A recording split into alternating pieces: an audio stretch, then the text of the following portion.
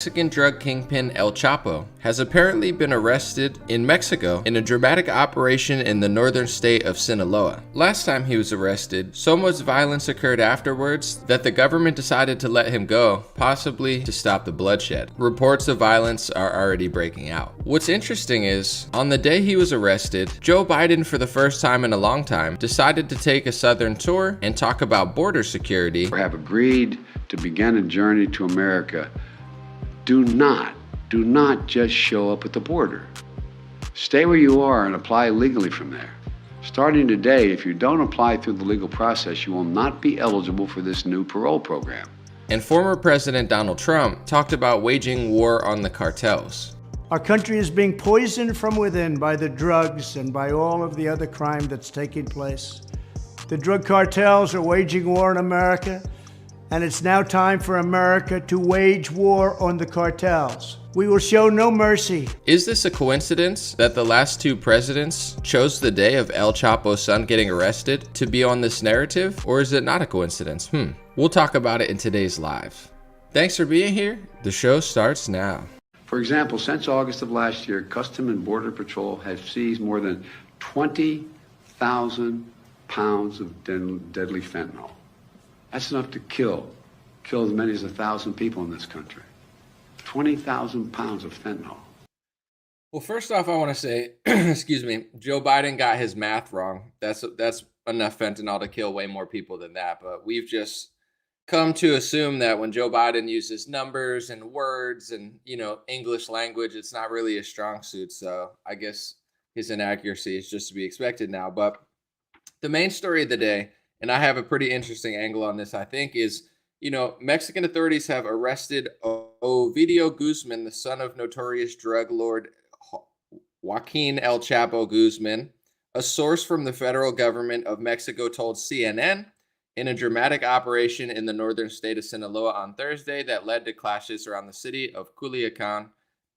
Looks like there's some violence breaking out.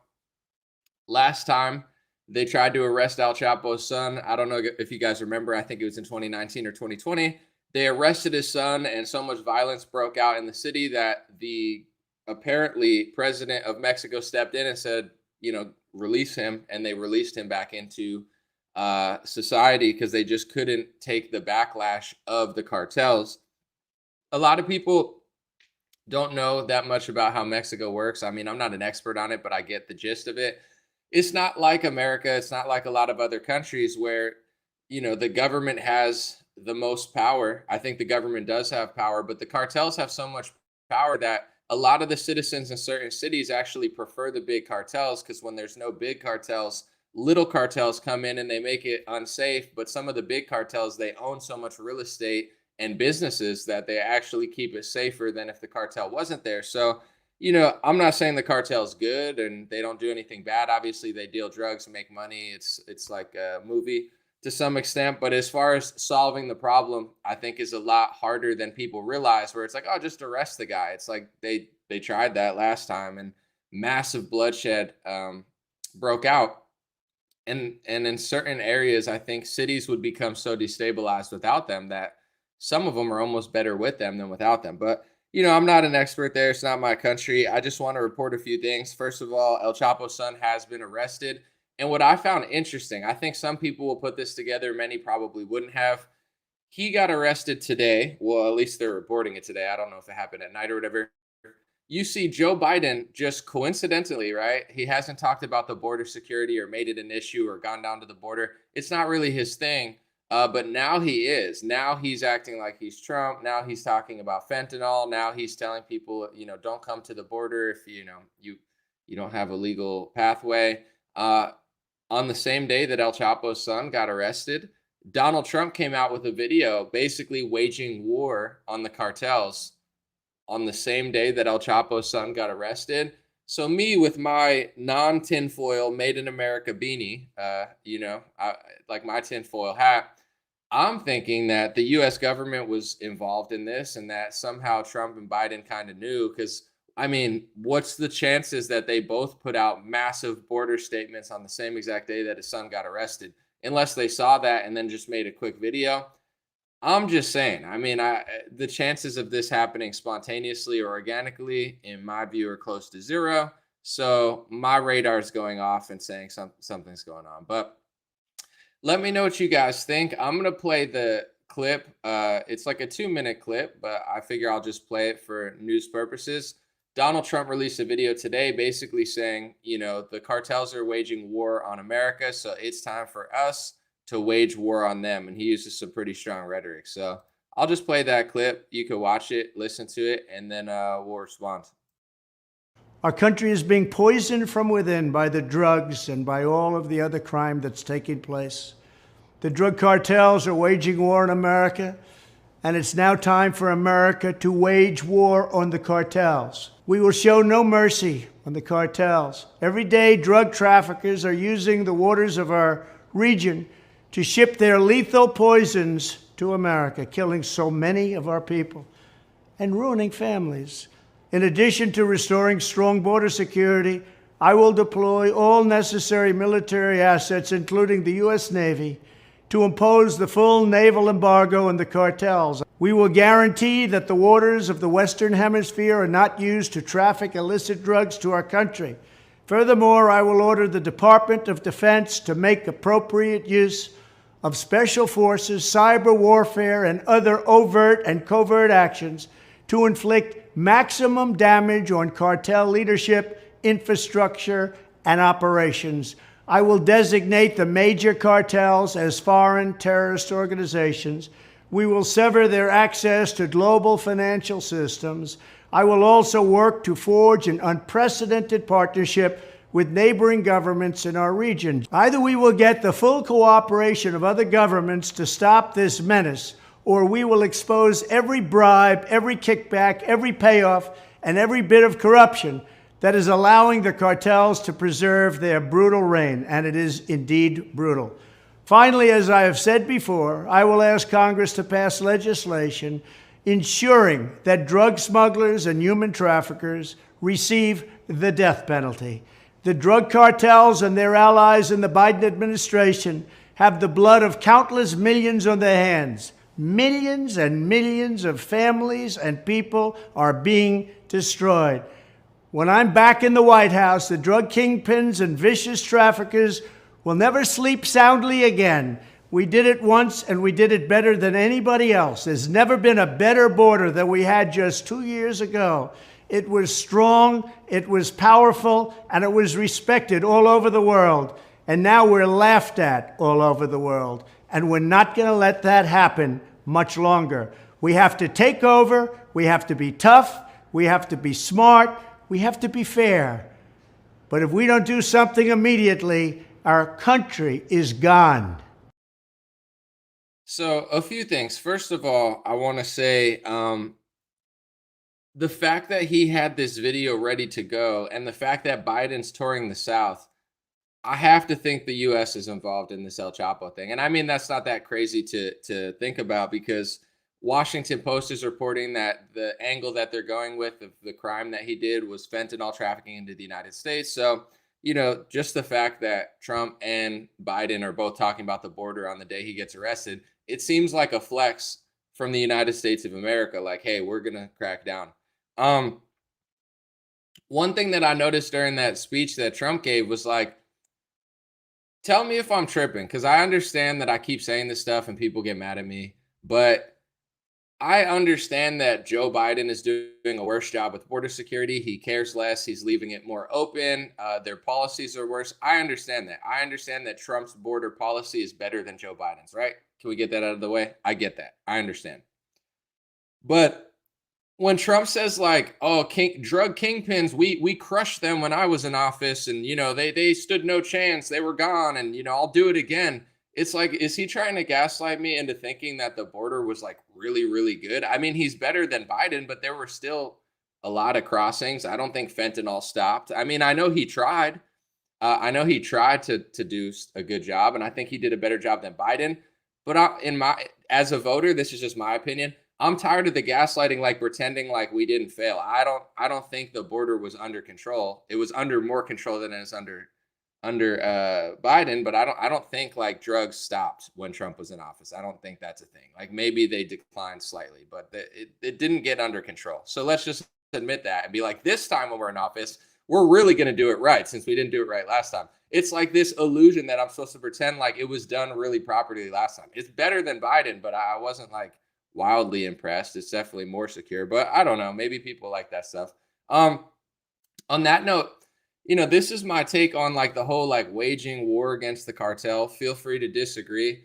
Here's what I'll say when it comes to the cartel bringing drugs or whoever's bringing drugs, whether it's independent people or cartel affiliated, as the United States of America, I do think we need to be strong and be like, listen, you can't be bringing fentanyl across our border. You can't, illegals. Like, I'm all with tough security when it comes to our border.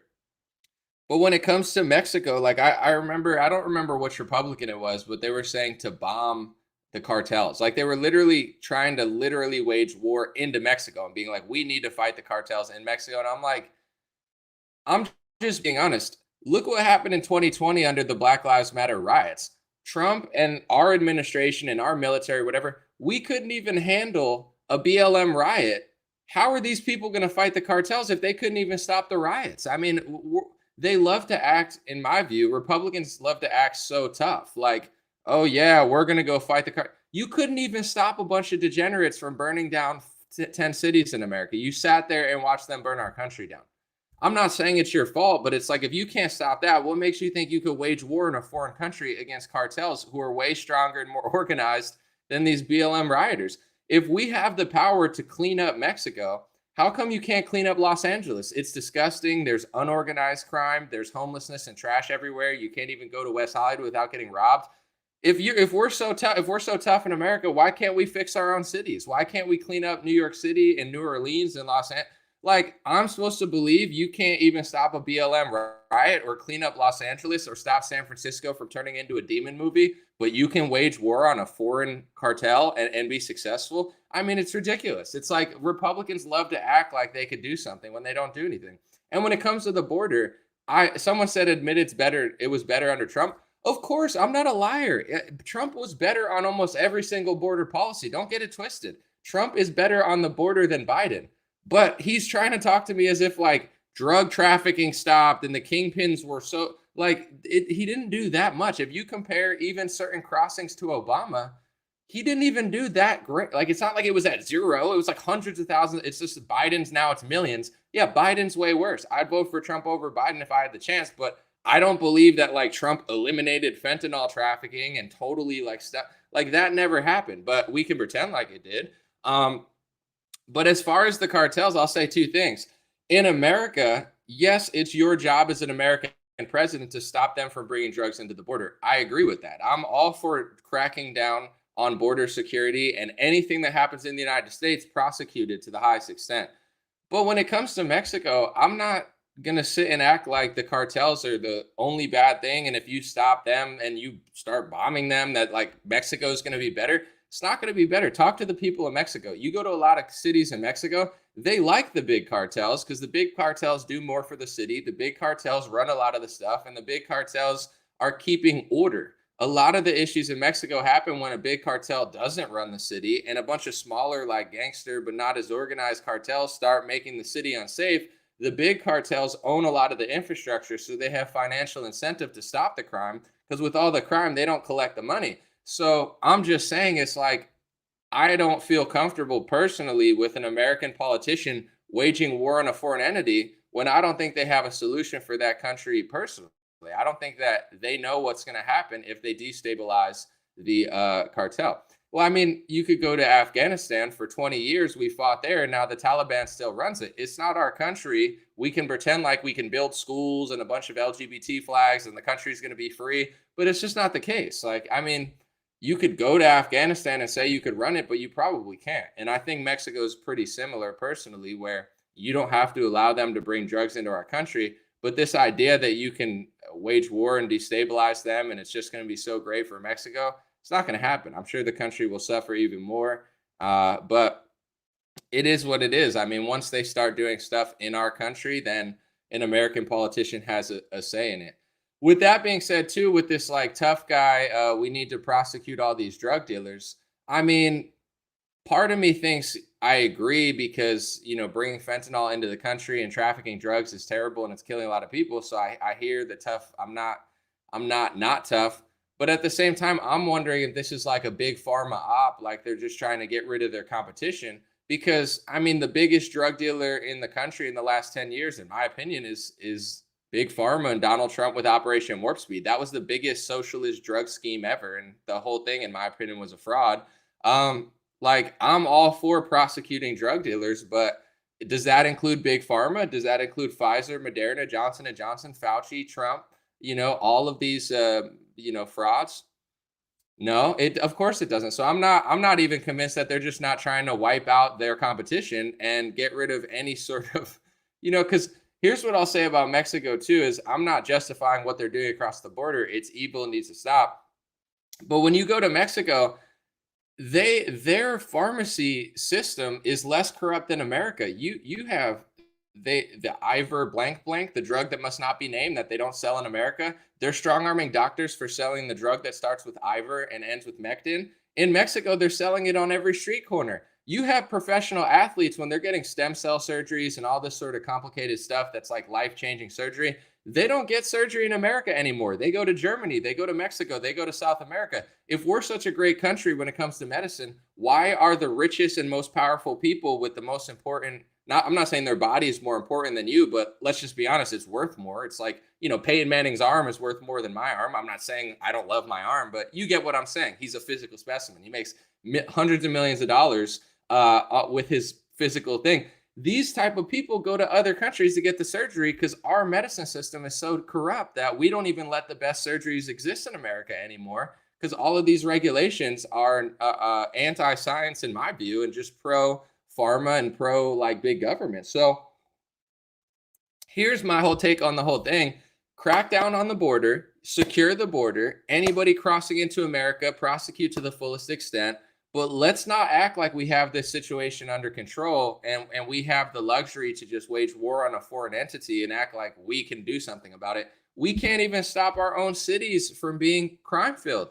If we're that big of a tough guy with our military, send them, and I'm not saying they should, but I'm just saying in theory, send them to New Orleans and stop them from being the murder capital of the world. Send them to Los Angeles, get rid of homelessness, get rid of crime. I mean, Los Angeles is literally like a demonic hellhole at this point. I used to love that city. I lived there for 10 years. It's disgusting. My uncle went to a Rams game. He got robbed. He was only there for 3 days.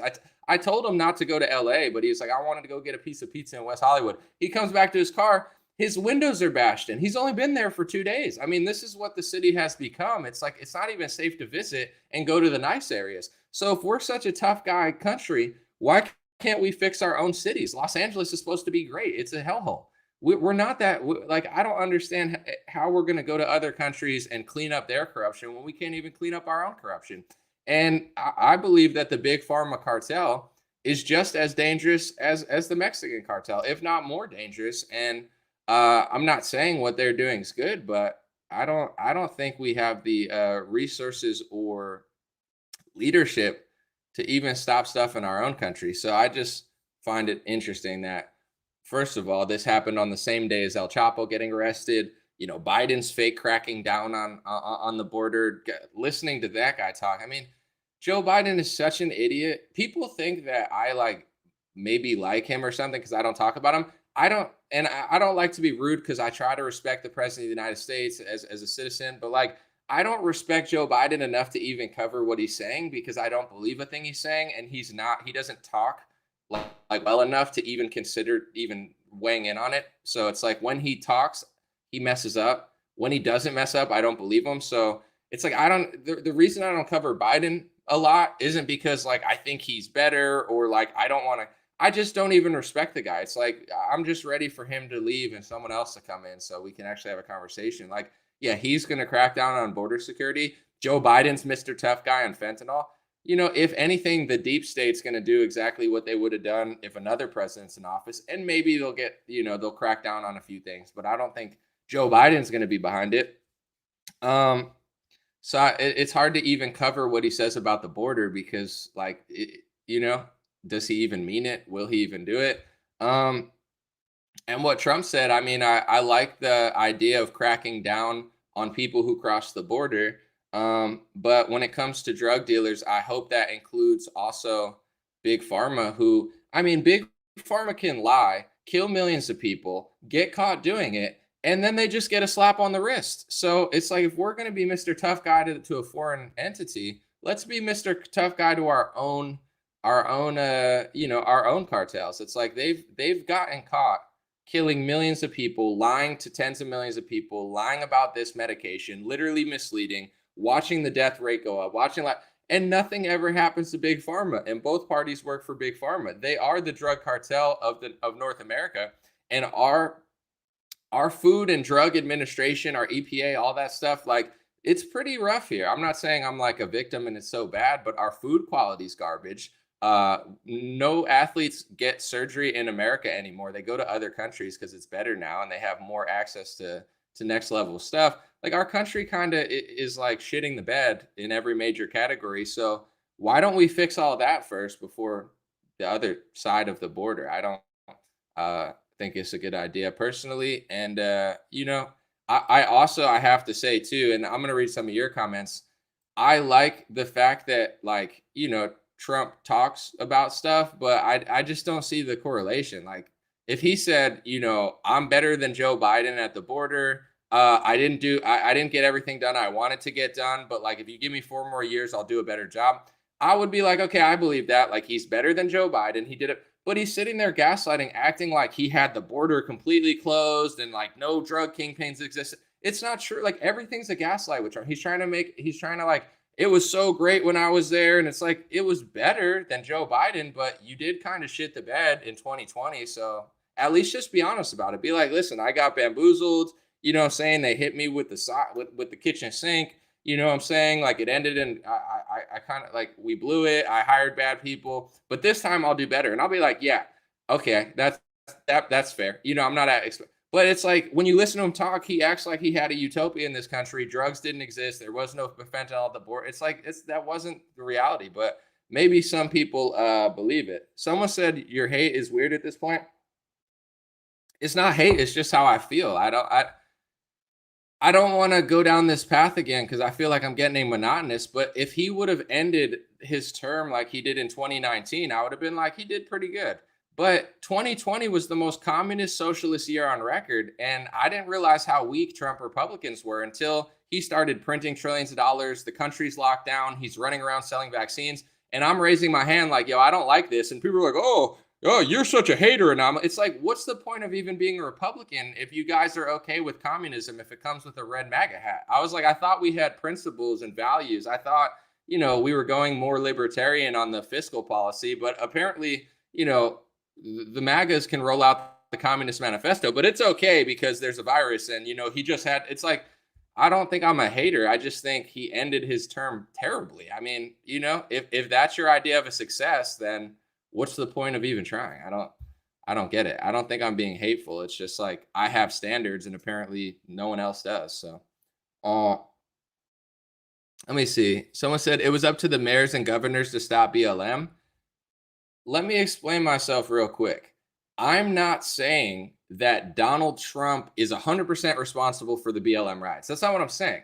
I'm just saying, if that guy with his power can't even stop domestic riots, what makes him think he could start a foreign war with a cartel in another country and win a war that he's waging on a foreign country? I'm not saying it's his fault, but what I'm saying is that if he doesn't have the power to stop the BLM riots and it's up to the mayors, what makes you think he can accomplish a bigger task that's way harder to do and he has way more restrictions on? I'm not saying that it's 100% his fault, but do you not get what I'm saying? Like, he doesn't have the power to stop BLM in the cities, yet he's going to wage a war on an organized criminal cartel that has way more guns, weapons, people, organization, and he's going to be successful at that. But he doesn't have the power with the BLM, but he has the power for this. Like, do you not get what I'm saying? It's everything I say about him is not to blame him. I just don't understand how you think he's going to be successful. Someone said they're in our country. Anything in our country is his business and our government's business. I hear you. I'm not saying to not crack down on it, but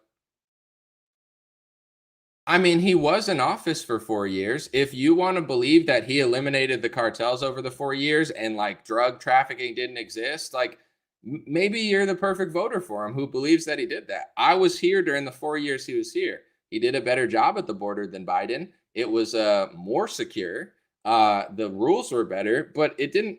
I didn't see him stop any of this stuff. I don't think the cartels got up and left and went back home. I mean, I don't know that that much progress was even made.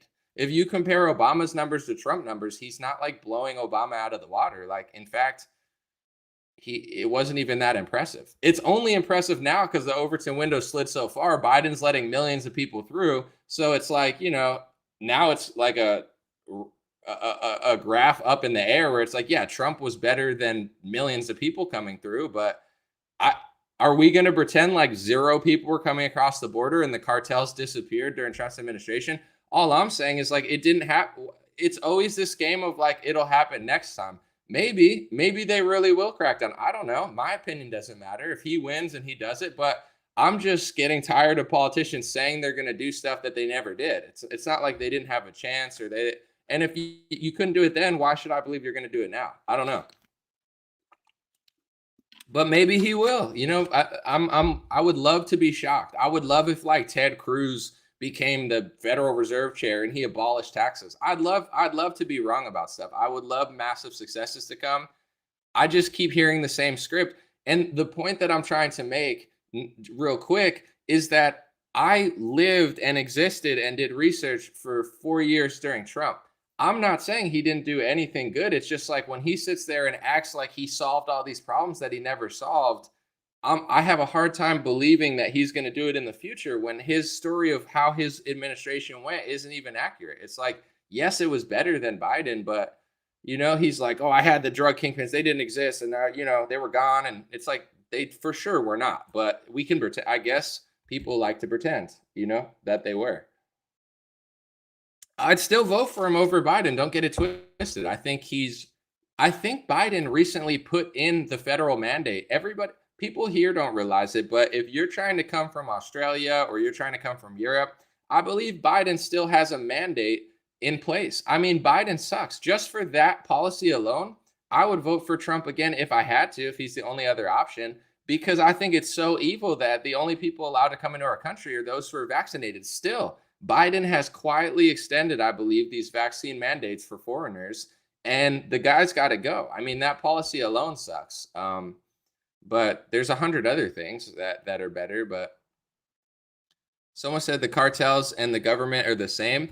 Well, when it comes to the cartels of Mexico, I mean, these are not like random gangs that are just like loosely, like they control entire cities. They are, like you said, I mean, they have more power than the government in a lot of these areas.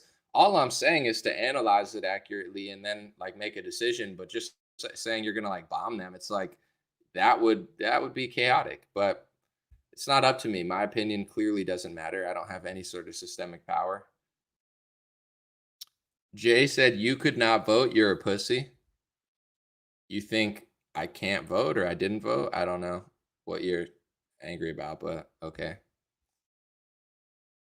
Someone said, Battle Elf Super Chat said, arrest Henry Kissinger, Paul Wolfowitz, Jared Kushner, and Zelensky. Well, that's not going to happen, but I found it funny that Shapiro, they asked him on Lex Friedman about, if you guys don't know, Henry Kissinger is like one of the architects of the foreign policy in America. He's like the king neocon, starting wars, etc. They asked Ben Shapiro about like, his, I guess, like Afghanistan, Iraq war. And Ben admitted that he was wrong about certain wars, but Ben was like, listen, he's like, I've learned my lesson. I'm now more of a Henry Kissinger foreign policy. Like that was Ben's improvement. I just laughed hysterically because he's like, oh yeah, I used to be a war hawk, but now I'm more like Henry Kissinger. It's like, you're admitting you're like Henry Kissinger. He's the biggest like war hawk in America. And that's like the improvement. Like I've gone from worse to Henry Kissinger. Like, oh, okay. Okay, got it. Someone said I'm a blank injured nurse, a vaccine injured nurse, and I voted for Biden. He lied about not mandating the jabs. I prefer DeSantis, but would vote for Trump. Well, I'm sorry to hear that, Donna. And yeah, Biden sucks. Biden is a clown, and I stand by my vote. It's not like I'm someone that's emotional. I'm like, oh, Trump, I wish I would have voted for Joe. Like, I'm glad I voted for Trump because that was probably the number one policy. I mean, I had a few, but the mandates, was the deciding factor for me. Just the fact that I knew Biden was going to mandate it on nurses and military. I mean, it's like next level evil. Doesn't mean what Republicans did was good. This is what people don't understand when I push back. The left goes to hell. They become the devil. And then the right becomes like Devil Jr. and they do like 20 evil things, but they're not going to mandate it. Like, it's all evil, but we're not going to mandate it. And then I say, yeah, I'll vote for you, I guess, because strategically it makes sense, but I still think what you're doing is evil. And a lot of Republican voters lose their mind. Like, what do you mean, anomaly? Joe Biden's worse. But that's the whole political Overton window, is the left becomes more and more evil and the right marches along with them. And instead of doing 30 out of 30 of their agenda, they do like 25 out of 30 and you eat it up like they're doing you some sort of service. They're not, so it's like, just because Trump didn't mandate the vaccine and he earned my vote because I thought that was one of the 20 different things that if you made a list of what Biden and Trump would do, I think Trump's better. I mean, I know Trump's better. With that being said, it doesn't mean what he did during 2020 was a good thing. It's completely evil. He's in on the big pharma corruption. He's in with Pharma. We don't have a real option of an outsider. He's just better than Biden. But God forbid I point that out. I'm the bad guy. Like, you don't understand how these people trick you. They take the Overton window. They control both parties. They send them to hell. And you think Devil Jr. is impressive because he's not full-blown devil. It's like, I'm just acknowledging reality. I'll still vote for these losers, but I see the benefit there, but I'm just not impressed with the corruption that they did. And they have no plan to change because this is like the two-party system. It's like, you can always pin what they're doing against the other side. And to right-wingers, the Republican Party is always going to be the better party. To left-wingers, Joe Biden's always going to be better than Donald Trump. And this is the little game they play. It's like, yeah, I'm a piece of garbage, but at least I'm not that guy. And then Democrats run to the ballot and they're like, well, I mean, I know Joe Biden's a piece of garbage, but, Donald Trump is a Marvel villain that I've got. Don Lemon told me. It's like, okay, and then they get the right wingers running and being like, well, I hate Anomaly because he criticizes our party. We're not really that much better. It's a better option. That's the game, though. The game is that, big pharma, foreign governments, uniparty pushing forward, doing every vaccine sale, every lockdown, but they didn't mandate it and and then you're like super impressed by it. And you're like, well, how dare them try to, it's like, it's not going anywhere. But people are waking up. It's getting pretty obvious, I think. Let's see. Someone said, someone voted for Biden here? I didn't really think anyone did. Well, they claim they did, but I don't know if it's true or not. Only they would know. I'm just reading comments. Someone said when Trump endorsed McCarthy, he proved that he's part of the swamp as well. Well, I hear you. I guess, like, I'm like out of words. I don't understand what part of the last 2 years people didn't pick up on. Like, to me, him endorsing McCarthy, that ticked off the base more than anything else. But to me, that's not even like a top 5 bad thing he's done. I'm not saying it's the greatest thing to endorse Kevin McCarthy, but on a scale of what Trump has done over the past 2 years, to me, that doesn't even register as a top 5 worst thing. It's almost like people ignored everything else he did and just like fantasized about what they want him to be. And now reality is like coming in. It's like, oh, he's not me. It's like, he hasn't been you or the base for the last 3 years. But now people are just noticing whatever it takes, it's like he's doing bad things. And then he endorses Dr. Oz and people get upset. And then he does this and people get upset. I'm just like, what part are you missing about the whole? It's funny to me because I'm like, I don't know. Everybody has a certain thing that bothers them, I guess. This is the thing that bothers people. Let me see. Someone said he's watching multiple screen, not cross-eyed. Well, yeah, the comments are on the right and then the camera's right there. And then my handlers are over there. No, I'm just kidding. I just get slapped out of nowhere like Chris Rock. I'm like, what did you do? They're like, don't talk about big pharma.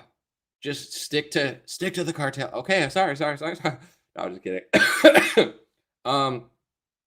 Anomaly, why don't you focus on the good things Trump did and was trying to do for America? Who else is your option?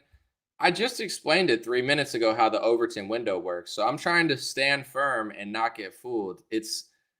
I don't understand what you didn't understand about what I just said. It's like the left does socialism. Like during Trump's administration, the left went full blown socialist, full blown communist. They printed trillions of dollars. They became like big pharma psychopaths. They wanted to treat you like a criminal if you didn't get a freaking mRNA shot. Like the left went insane. And the right went insane junior. They did socialism. They did communism. They printed the money. They funded all the corruption. They did big pharma socialism. They scammed us. They lied to us. They did every money bill, but they didn't mandate it. So these are your two new options. Either you get full-blown devil who's trying to treat you like a criminal, or devil junior who just funds those people and then throws their hands up and acts like they were never part of the corruption when they were. What part of that don't you understand? It's like if you accept that, like, oh, socialism and communism's cool when it wears a red hat and pretends to fight Joe Biden, like they're playing you. I'm just not dumb enough or weak enough to get played. And I'm not trying to call you dumb. I'm just saying I'm not an idiot. I'm not pathetic. So I'm sorry that I don't settle for communism in a red hat. Both parties move towards hell. And then you have a problem when I point out that the right does it because I don't know, like, why not point out the good stuff? Like, okay, what you point out the good stuff. I don't want to settle for. I've read the Communist Manifesto. I understand what socialism really is. Operation Warp Speed was not a capitalist pharma endeavor. It was a government. I mean, Moderna is part owned by the government. The government's suing Moderna. Moderna's suing Pfizer for a patent they had in the early 2010s. Donald Trump hires a pharmacy lobbyist. The whole thing is corrupt. But I'm not supposed to point it out or something? Like, what's the point of even being Republican? Just say you're a communist or something. Be like, I'm a socialist, communist, vaccine scammer. I just like the elephant on it instead of the donkey. It's like, what are people not getting about the uniparty? Like what? And then people are like, oh, Trump endorsed McCarthy. Like maybe it's a uniparty. This is what I'm laughing at. I'm like, this isn't even a top 5 bad thing Trump's done. I don't even care that Trump endorsed McCarthy. Like that's not as bad as Operation Warp Speed in the lockdown and him hiring a pharmacy lobbyist and him taking $1 million from Pfizer and him printing $3 trillion and bragging about it and him giving the CDC communist power to shut down a business. Like this is all stuff Trump did that nobody wanted to pay attention to. And now everybody starts crying when he endorses McCarthy. I'm not saying it's like the best thing he's ever done, but it's not even a top 10 bad things Trump's ever done. This is how dumb the base is, though. They're like, well, maybe Trump's in on it if he endorsed McCarthy. Like, what part of 2020 and 2021 did you not register? Like, he's absolutely a part of it. But like, you only noticed when he endorsed McCarthy. Like, it's either they stall forever or that guy gets in. I don't like McCarthy. I like the little spectacle, but it's like, I just don't care. Like, we can't run the government if you keep doing this. Who cares? Like, I don't care. Like, wah. Like, these people are such elitists. They had no problem saying 15 days to slow the spread and shutting down your business for 3 months. But God forbid they can't scam our country and give money to Ukraine for 3 weeks. They're crying. Like, they're such elitists. These losers at Fox News and these losers in government, they think they're so important. They need the photo op. They need to sign the bills. We don't care. Like, do I know what Matt Gaetz is doing? I don't know. It's kind of a clown show. Maybe he has aim. Maybe he has that. I just don't care. It's like they shut down my workflow for 5 months, but God forbid they can't go hang out with Nancy Pelosi for 3 days. Boo. Who cares? I just don't care at this point. It's like, but we can't get to work on the investigation. It's like, maybe really McCarthy will have some crazy Biden investigation. But like, when have they ever done an investigation that's done anything? Like, have they ever had success on their, we were foreign counsel trial. We got, Jim Jordan here, and Jim Jordan, like, Google is corrupt. And like, it's like, when have you ever had success with any of your little stupid house things? Like, no one cares. It's like playing patty cakes with Jim Jordan. Like, cool. I mean, maybe this is the time. Maybe this is the time that they get a commission together and the council will commission that. Like, maybe this is maybe this is the time. But like, none of us believe you anymore. Like, we're not that interested in your little councils. Like, yeah, you can investigate Fauci. Does the Republican Party really want to investigate Fauci in the Wuhan lab? I don't think they do, because if they investigate it far enough, they're going to be in on it. Here's a little inconvenient fact that people don't even want to register. Gain of function research was shut down under the Obama administration, and it was revamped under the Trump administration. So in my view, the reason Trump's not that interested in gain of function and Wuhan lab, and he was asked about it in a Sky News interview, and they asked him about why did gain of function turn back on during your administration, and he was like, I think Operation Warp Speed was a good thing. Like, Trump is covering this stuff up because he's the vaccine man. Does he really want to find out what happened at the Wuhan lab? Because I'll give you a hint, it probably wasn't just China. I guarantee you the US was involved. I mean, it's obvious at this point, but no, it's like, do they really want to investigate that? Because if they do, they're going to find out that a lot of Republicans are just as complicit as Democrats in China is. So it's like, is Kevin McCarthy going to be the one to uncover that? Maybe he will. Maybe we're wrong and he needs to get to work.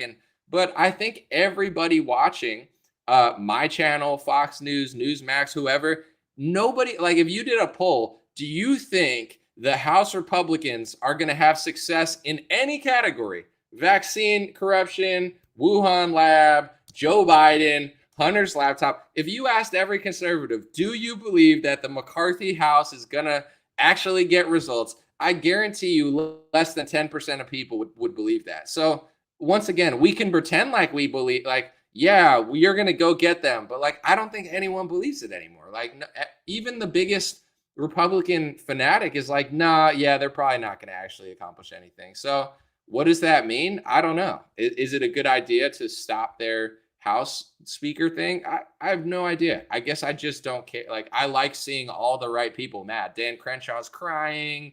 Nancy Pelosi's crying. Marjorie Taylor Greene and Trump are telling people to fall. Like, I'm just enjoying the whole spectacle. No disrespect. It's just like, I don't care. It's just funny for me, at least. It's at least entertaining. Someone said, no, McCarthy's roommate in DC was a Democrat. Yeah, McCarthy is the biggest uniparty shill. But here's what the Republicans want you to believe. They want you to just like them, like characters. They want you to think that they're the character that's going to save it. So they have this sense of entitlement, like, oh, you have to vote for me. I mean, I'm better than McCarthy. But they're not going anywhere. So it's actually good, in my opinion, that people realize they're not going anywhere. And this is what I've been preaching. It's not like I don't see certain good things that Trump did, but they went too far. I believe Trump did more communism than Obama did. And I'm not just saying that randomly. They used COVID as an excuse to turn into a full-blown communist regime, and Trump was in on it. So is that okay with you? Maybe it is. Maybe you're weak and you just like, whatever. I just want a character that says things but he doesn't do anything. Like, I don't want that. So I'm with the base of like, you're not going anywhere. I don't think Kevin McCarthy's going anywhere. I don't think Donald Trump's going anywhere. I don't think any of these losers are going anywhere. So I'm not playing the game of like, oh, maybe if he gets back into office, he'll do what he couldn't do the first time. I'm in the vein of, I don't think he can do it. I don't think he even wants to do it. And I think he wants us to think that he's going to do it. So the Republican Party continues to do what they always do, which is nothing. I'm with the base. It's just I'm taking it a step further and not playing this game of like, oh, Kevin McCarthy's bad, but Trump's going to save. Like, Trump's not doing shit either. So you get what I'm saying?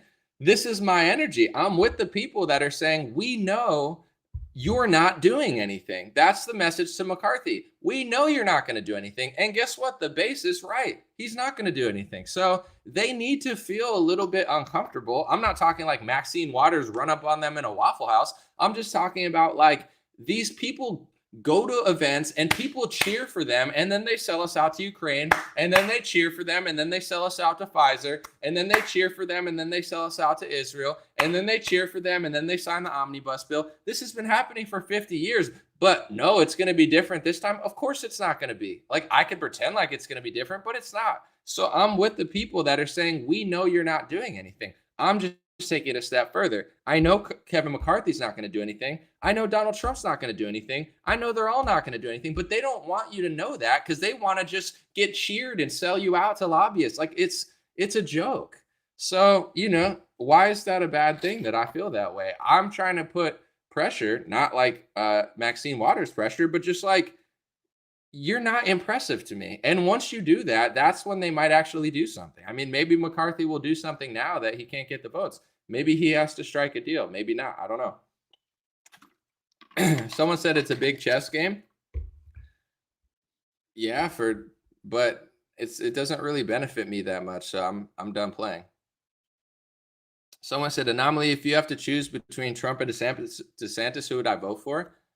At this current moment, DeSantis, and I'll tell you why. It's just because of the big pharma stuff. To me, big pharma is the cartel that affects our country more than the Mexican cartels. Big pharma has swallowed up more than 50% of television ads. I mean, they control our television. They control our medical industry. They control both sides of politics. They got our country essentially. I'm not going to blame just big pharma, but between big pharma and big government, they got our country locked down. They enslaved us and they treated us like a freaking prisoner captured by like a foreign country for 5 months so they could force a vaccine down our throat. To me, big pharma, if it's not number one, it's close to the most important topic in this country because big pharma completely erased everything that Donald Trump did good. Anomaly, talk about the good stuff. It all got erased in 2020 under these lockdowns and all the BS. All his job things got screwed over. All his policies got screwed. I mean, very little of Trump's policies actually mattered after the big pharma debacle. And I'm not specifically blaming him, but we have to identify what big pharma and what big government did to us in 2020 was insane. And it literally erases any conservative value you could possibly have fiscally or domestically. With that being said, Trump is on the wrong side of history. He's the vaccine salesman. He's friends with Bill Gates. He's partnered with Pfizer, Moderna, Johnson & Johnson. He funneled a bunch of money to them. He did socialism for them. He consistently brags about it. He lies about it. He says he saved 100 million lives. He covers up the Wuhan lab thing because he just wants to talk about his vaccine deals with Fauci. Trump sucks. He hired a pharmacy lobbyist and he hired a Mike Pence holdover for Surgeon General. Trump is Mr. Big Pharma. He's corrupt. He's a swamper. He took the money. He's employing lobbyists. He's not an outsider when it comes to Big Pharma. He's the worst. I mean, he sold our country out with Big Pharma probably more than any other president ever, and he's proud of it like a psychopath. So when I look at Ron DeSantis, DeSantis hired Joseph Ladapo for his Surgeon General, who was actually, instead of sucking up to Big Pharma, he was on the front steps of Washington in April saying he was against lockdown. So that's a real outsider. DeSantis put a real outsider into office, and they're actually taking on the tyranny of Big Pharma.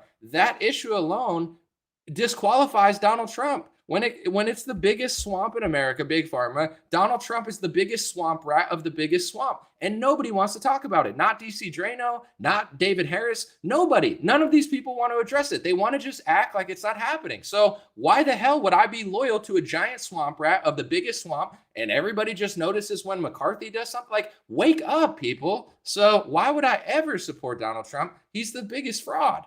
Oh, but you don't want to talk about it? Then I don't want to vote for your candidate and I don't want to be a part of your movement. If you don't want to address that, you're a controlled op failed movement. You're a movement of brainwashed lemmings who are just running around a character. So, is DeSantis going to be another joke? Maybe, but in my opinion, I'd roll the dice on him because in the biggest issue of America, he changed his tune. He made better hires. And Donald Trump is one of these guys. He doesn't want to make better hires. He doesn't want to hire good people. He just wants to yell at you when you don't just lick his shoes. Like, is he going to hire better people? Of course not. He doesn't have good people around him. He has a bunch of Sebastian Gorka yes men who will lick his boots for a Fox News interview. He doesn't have good people around him. He never will. He's completely unapologetic of his big pharma corruption. And DeSantis for the last 6-7 months has been marching in the right direction. And Donald Trump is marching in the wrong direction, telling everyone around him, just don't talk about it. He knows his base disagrees with them, but he knows he has power over them and everybody around him is pathetic. So he's just like, yeah, just don't talk about it. Don't question me. That's just who I am. And it's like, why would I like that? So you get what I'm saying? Like, of course I support the guy who's better on the biggest issue in the country. And so does everybody else. It's like, look at all the comment sections. Why? And this is, I'm sorry, but this just irks me. They're like, oh, people are getting paid to like DeSantis more than Trump. Like, stop being such a phony. Not everybody sucks off Trump for freaking money and attention like you guys do. Like, they're just using their, like, oh, it must be paid off. Or, I mean, how could you possibly not like the vaccine salesman who works with Bill Gates over the guy who's, putting together a grand jury investigation? Like, how long do you guys think you're going to be able to weekend at Bernie's baby to this guy? The big elephant in the room is Big Pharma. The biggest swamp in the country is Big Pharma. And Donald Trump worked with them every step of the way. He didn't just get tricked in the fourth quarter by Fauci. He hired pharmacy lobbyists and swamp rats. He overturned the gain of function research. Donald Trump is in on it every step of the way, but he didn't mandate it. Congratulations, you get a vote. But it doesn't, like, why, how could I possibly, if I'm not, unless I'm a complete idiot, how could I possibly act like all these other influencers and be like, yeah, that guy's totally got my trust. I mean, he did everything he could have done. Like, no, he didn't. Only in your fake little reality. It's over. Someone said he appointed Fauci. Fauci's been there since Ronald Reagan. So Trump didn't appoint Fauci. But when Trump gets into office, he has certain power. One of them is Human Health Services, or HHS. HHS is bigger than Fauci. You think Fauci has power? The head of HHS has even more power than Fauci. Donald Trump put a pharmacy lobbyist there. Donald Trump sold our country out to Big Pharma proudly. DeSantis, he has the power to elect a surgeon general. He doesn't have as much power as Trump because he's not the president. But with his power, DeSantis is putting in an actual outsider in a massive position. Trump didn't put outsiders in these positions. He put in a bunch of pharmacy swamp rats. If you put a bunch of pharmacy swamp rats at the head of every health agency, expect a lockdown, expect an Operation Warp Speed. This isn't random. That's what happened when you put someone in pharma at the head of your government. Your government gives you what Big Pharma wants. It's not random. Trump's not a victim. He didn't just get fooled by Fauci or appoint Fauci. Fauci's been there, but with his appointees, Donald Trump made horrible decisions, and he's completely unapologetic about it because he's got a bunch of yes men coattail riders around him who act like it never happened. Well, guess what? This is called the reality channel. I'm not acting like it never happened because it absolutely did happen, and just because his biggest sycophants don't want to talk about it doesn't mean it never happened. It did happen. Everybody knows it. Address the issue, or else you're going to get, oh, well, Trump endorsed McCarthy. Of course he did. Who you think he is versus who he is could not be more obvious. Just because you lie to everybody about it, and then every 5 months you wake up and you're like, how come he didn't do what I want?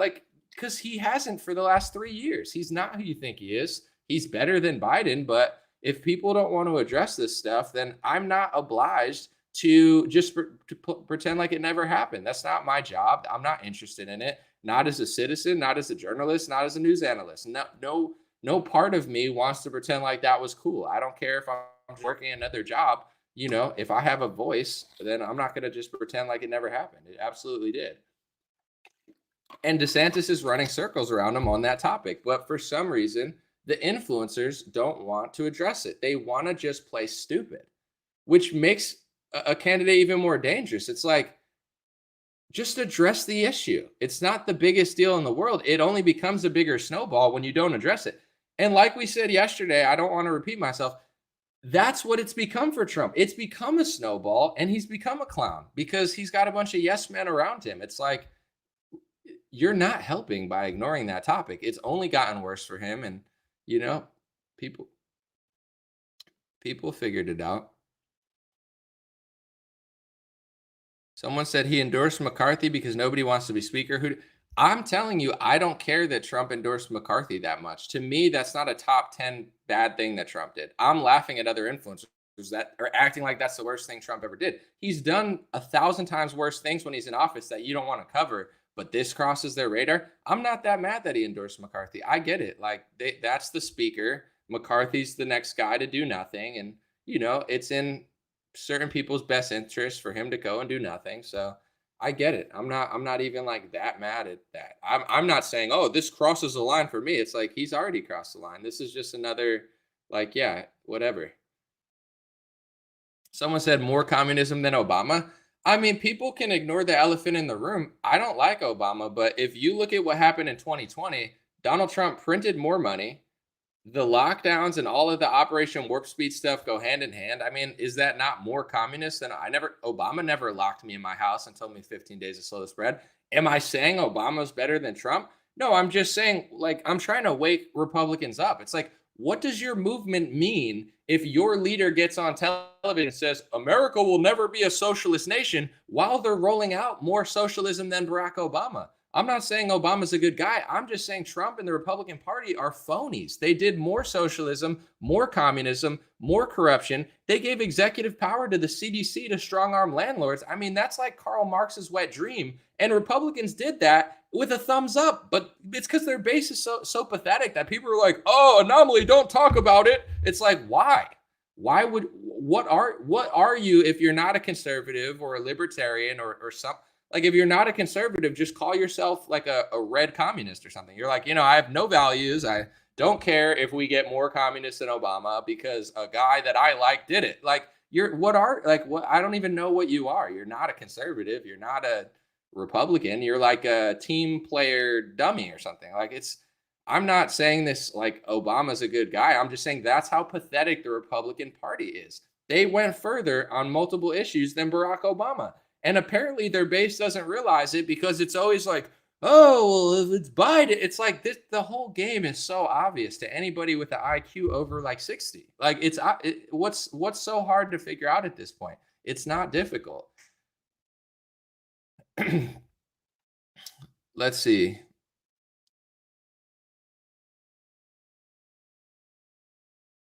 Someone said, I don't agree with everything that he did, but you can't deny he did more for America than all the presidents in the last 70 years. If you would have asked me in 2008 or 2018, I would have been like, yeah, he's done more. But I mean, he did more communism, more socialism, more vaccine scams. He sold us out to Big Pharma more than anybody else. His term, if his term was a success to you, I personally believe you deserve nothing. Like, I don't care if your town gets destroyed. Like, and I'm not trying to be rude. It's just like, if that term was a success to you, you deserve nothing, in my view. He ended his term with the country locked down, forced masks. You couldn't even get on an airplane without a mask on. And they were doing it during Trump's administration, whether he wanted to or not. I'm not saying it's his fault, but if that is success in your head, like, he did more for us than 70. I ended like a slave in his term when he passed the baton to Biden. He did nothing to stop all that stuff. He was completely powerless, and he ran around the country selling vaccines as I'm being forced masked on an airplane. That's great to you. You deserve nothing. Your town deserves to be conquered. You don't deserve freedom, liberty, nothing. I mean, I hope prices skyrocket on you and go times 1,000. You don't deserve it, because that's what like and this is the whole thing. It's like, Biden and the Democrats are garbage, but the Republicans are gaslighting you into thinking they're not also responsible for the prices going up. When they shut the country down, when they closed supply chains, when they printed trillions of dollars, this was a ticking time bomb to inflation. Inflation was coming even if Donald Trump was president. He could have handled it better, but it was coming anyway. They imploded the economy on his watch, and you think that's a good thing? You deserve nothing. Like, this country's filled with a bunch of spoiled people who think they just deserve everything, work for nothing, and then literally have no spine to even call out their own party. That's a successful term in your head? What are you smoking? Like, that's fine. Why is that a success? And Trump's running around the country saying, oh, remember when I was I remember being locked in my house. I remember 15 days to slow the spread. I remember you signing our country away. I remember you signing the CARES Act. I remember you doing communism and giving the CDC power to shut down landlords. I remember you getting tricked by Fauci on live television. I remember you extending the lockdown. I remember you criticizing Sweden for being open. I remember you criticizing Georgia for opening early. I remember you telling Republican governors to stay locked down for over a month. I remember you flip-flopping on your open policy. I remember you funneling money to AstraZeneca and Moderna. I remember you buying a bunch of Pfizer doses. I remember you hiring a pharmacy lobbyist. And then I remember you pretending like you never did that. And a bunch of your stupid base is like, isn't this the greatest term ever? They're locked in their house, forced mask, inflation's going up. And they're like, isn't this awesome? Like, what are you smoking? It's not to blame him for 100% of that stuff, but I just don't understand how pathetic people are. I'm equating it to like Tom Brady. He's doing great in the first quarter. He's doing great in the second quarter. He's doing great in the third quarter. And in the first quarter, he throws 30 interceptions and they lose the game by 100. I'm not saying I'm not going to like Tom Brady anymore, but I'm expecting Tom Brady to get on television and say, hey, that was the worst game I ever played. I blew it, and I need to do a better job because I'm never going to make those mistakes again. Then I'm going to go vote for Tom Brady. But if Tom Brady gets on television and gaslights me and being like, I played the best, that was the best game ever played in the last 300 years. I'm the best quarterback since George Washington. It wasn't that great what I did. And all his base was like, isn't that great? I'm like, what are you watching? The dude threw 40 interceptions in the first quarter and went further communist than Obama. And you're fine with that? Like, people have no standards for themselves. It's so crazy. Like, I'm not saying I'd never vote for him again, but at least admit that it happened. Don't gaslight me into thinking that it never happened. I was living through 2020. It was worse than 2021, honestly. There was less freedom and less liberty in this country then. I'm not saying it's 100% your fault, but you weren't on the right side of a lot of issues. He was on television in May telling Sweden that they should be locked down like America. I mean, that's like, how is that not a massive, egregious mistake? He normalized the word lockdown and told Sweden they should be more locked down. That's good leadership. You deserve nothing, in my opinion, nothing. It's not TDS. It's called I'm not pathetic. Like, it reminds me of when there were lockdowns. I had conservative friends being like, oh, just put the mask on and sit down for 5 seconds. Like, no, it's a humiliation ritual and a test. There's 1,000 restaurants I could go to. I'm not giving my money to some scumbag, disgusting person that's going to make me wear a mask for 7 seconds. Like, it's like seeing how stupid and pathetic people are, and everybody fails the test. I'm not failing the test. Excuse me, can I talk to your manager? Hey, scientifically, why should I wear a mask for 8 seconds to sit down at a restaurant just to take it off? That's stupid. You're pathetic, and I'm not going to eat here. And my friends were like, oh, I like Trump, but don't say that. Don't do that. It's like, why? The only reason this exists is because so many people are following this stupid order. Everybody knows it's not science. It's literally a psychological experiment to show how pathetic Americans are. We failed the psychological experiment. I'm not saying this because I hate America. I love America, but we failed. When 19 out of 20 people are going to wear a mask to sit down at a restaurant and take it off to sit down, you're like a lab rat that failed their experiment. You don't deserve freedom. You don't deserve liberty. You deserve, in my opinion, to be controlled by somebody else because you're too pathetic to even stand up for yourself in a simple experiment. So how is a country going to ever be conservative or libertarian if you can't even not wear a mask for 7 seconds to sit down at a restaurant, knowing damn well you could get fed somewhere else? It's not like you're in the middle of the freaking Amazon and you need water or something. There's 1,000 restaurants next to you, but God forbid you can't get the burger you want at freaking Islands. You got to put the mask on and be a little slave. It's like this country's pathetic, And that's just a small version of the experiment where like even my conservative friends were telling me to stop. Like, I'm like, no, dude, if there were 5 people like me today, this would all be gone. But because everybody's like you, this is going to continue for the next 2 years because everybody's something. You can't even stand up for yourself and say, I'm not putting a mask on for 7 seconds to sit down and take it off. You can't even do that for yourself. Then you don't respect yourself and you don't deserve respect from anybody, not from Trump, not from Obama, not from Biden, and not from Big Pharma. They disrespect you because you're not worthy of respect. You don't demand it for yourself. So now you go to what's going on to the Republican Party. I'm talking to a bunch of conservatives that couldn't even stand up for themselves at a freaking TGI Fridays. And these people are like, I don't understand why you take a hardline stance against what Trump did. I get that you don't understand, because if you can't even not be pathetic on a small scale, how are you going to understand what I'm doing on a bigger scale? It's the same sort of thing. The only way this stops is when you tell them no, and enough people tell them no. So I'm telling the Republican Party no. And that includes Trump. It's not them, but Trump. It's like all of them no. If everybody did what I did, they'd be done scamming like 3 years ago, but they're going to keep scamming you forever because you deserve to be scammed. It's like, it's so obvious. The mask thing is the perfect analogy where it's like, I had friends, conservative, patriot, like, oh, just put it on. And I'm like, dude, really? Like, it's not hard. I have dollars that I could use anywhere. Excuse me, ma'am, why are you doing this to me? Well, I was told to do. Yeah, that's like, people are always like, how did World War II? Why did people do bad stuff? I mean, is it really that hard to figure out how bad things have happened in society because everyone's so pathetic? I guess if one person tells you to kill somebody or one person tells you to enslave somebody, you're like, well, I know it doesn't make sense, but I'm going to do it because I was told to do it. Like, really? You just do what you're told? Most people just do what they're told. It's like, well, my boss told me I have to force a mask on you for 7 seconds, and his boss told me, so I'm going to do it.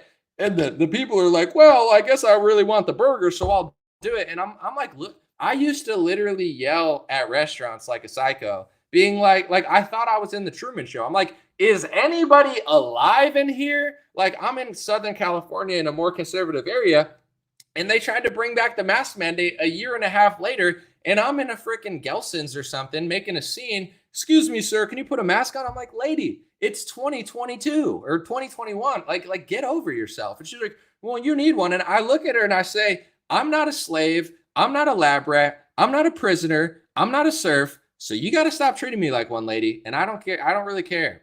And like, she's like, you can't buy the groceries. I'm like, I'm buying the groceries. She goes and gets the manager, and I'm yelling at the whole store. I'm like, is anybody alive here? Are you guys like extras in the Truman Show or something? Like, do you have even half a spine? If 5% of the rest of the grocery store did what I did, it would have ended 2 years ago.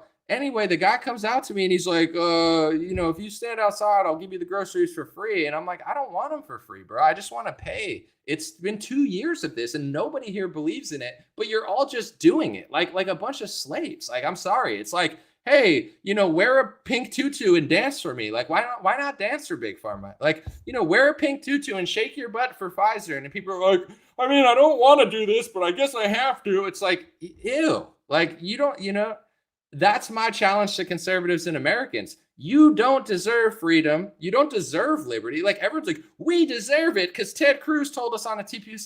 No, I'm telling you, you don't deserve any of this stuff. Like, if you can't even stand up for yourself in a small psychological experiment, how are you going to take on the uniparty? How are you going to tell Trump and Kevin McCarthy that you're done with them? Like, oh, but Anomaly takes too hard line of a stance. Then be a slave. I don't really care. Like, I get it. You're pathetic. Like, you don't understand. So go be pathetic somewhere else. It's fine. I'm not trying to be a dick, but it's like, I understand what I'm saying is unpopular because this country is so pathetic.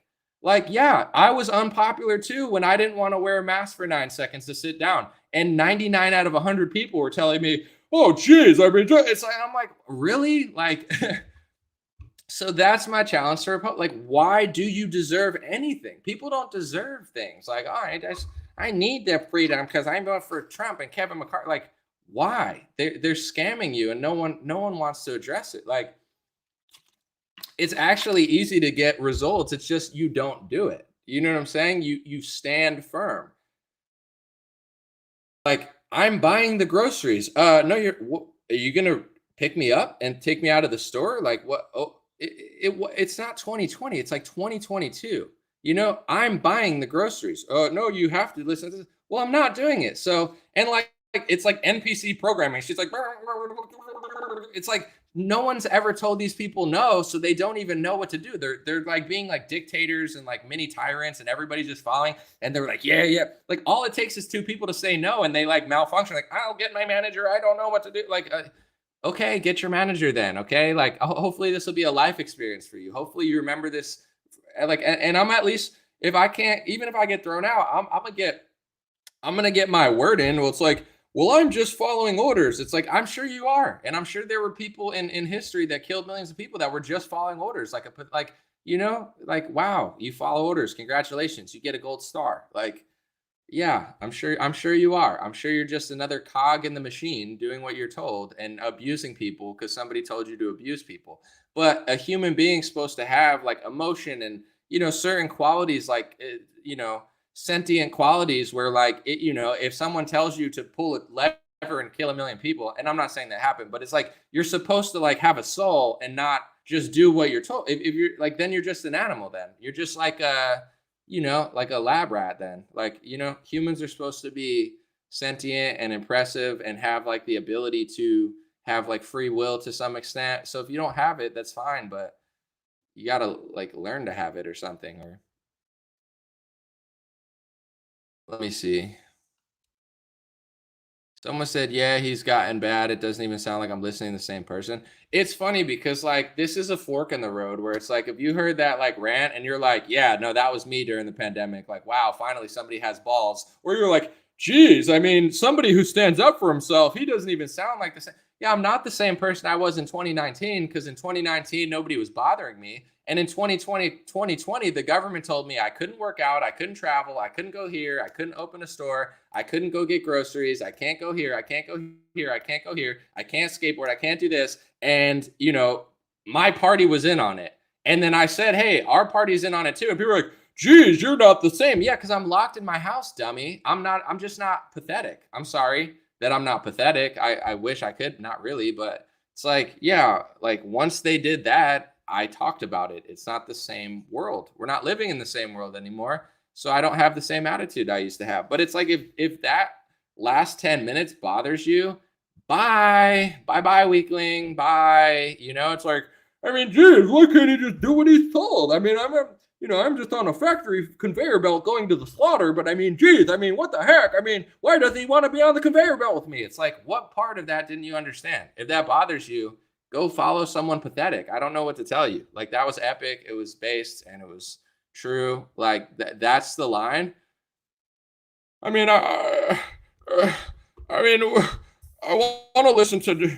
I want to listen to somebody who says Team Red good, Team Blue bad, and Team Red going to fight Team Blue this time. I mean, they haven't done it in 100 years since the Federal Reserve was created because they're all controlled by the bankers. But like this time, it's going to be different. I mean, you know, no one's really done anything in the last like 50 years, and I mean, you know, it's a huge success when the country's ended a lockdown because the guy had a red hat on. But I mean, this time's going to be different. It's like you're Charlie Brown, you know, doink, doink. It's like here's the football. Oh, it's going to be different this time with Donald Trump. Boink. It's like, oh, it's like times, what is it, the 50th time? You're like, anomaly. I mean, how dare you try to ruin my football game? I'm going to kick the ball and Lucy's going to keep it there this time. And if you say Lucy's not going to keep it there, what did you vote for Biden?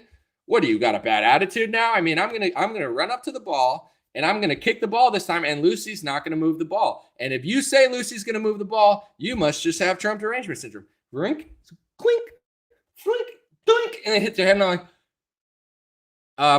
I'm on the sideline. I'm like, hey, just a suggestion.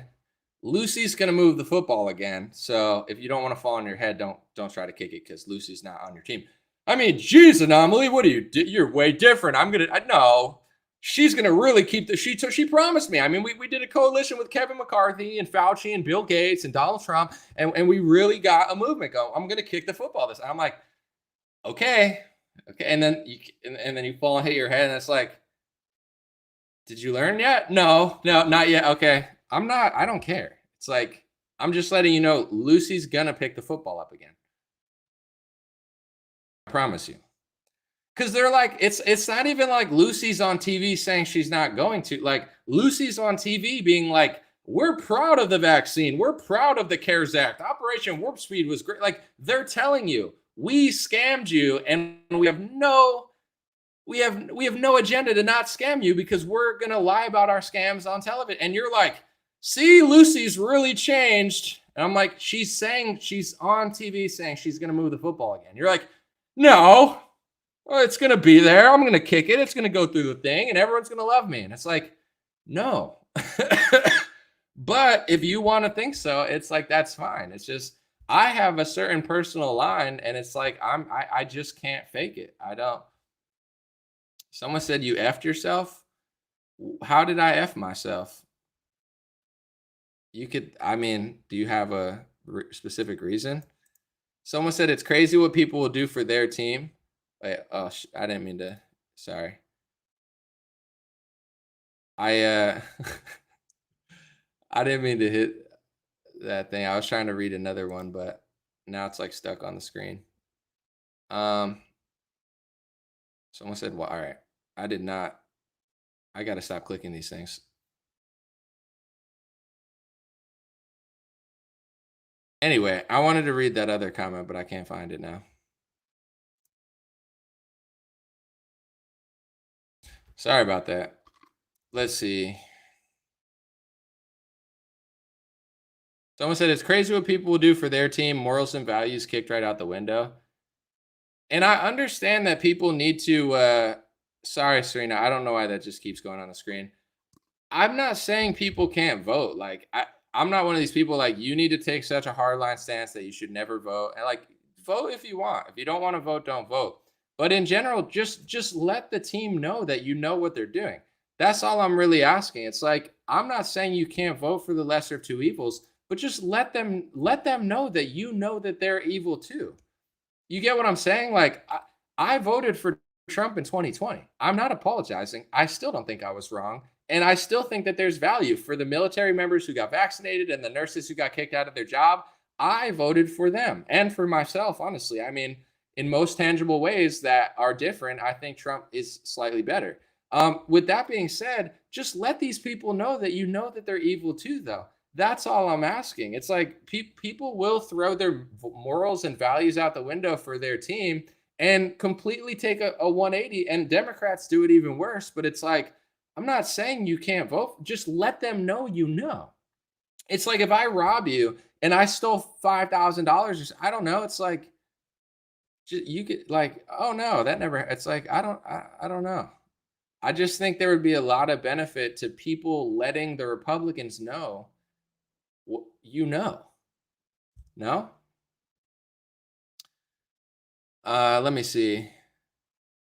Someone said holograph. I don't even know who those are. I'm not a Republican or a Democrat. I'm just an American. Someone said take back one's finances out of the hands of the Federal Reserve. I mean, I feel like Rand Paul's the only one who even cares about that stuff, you know?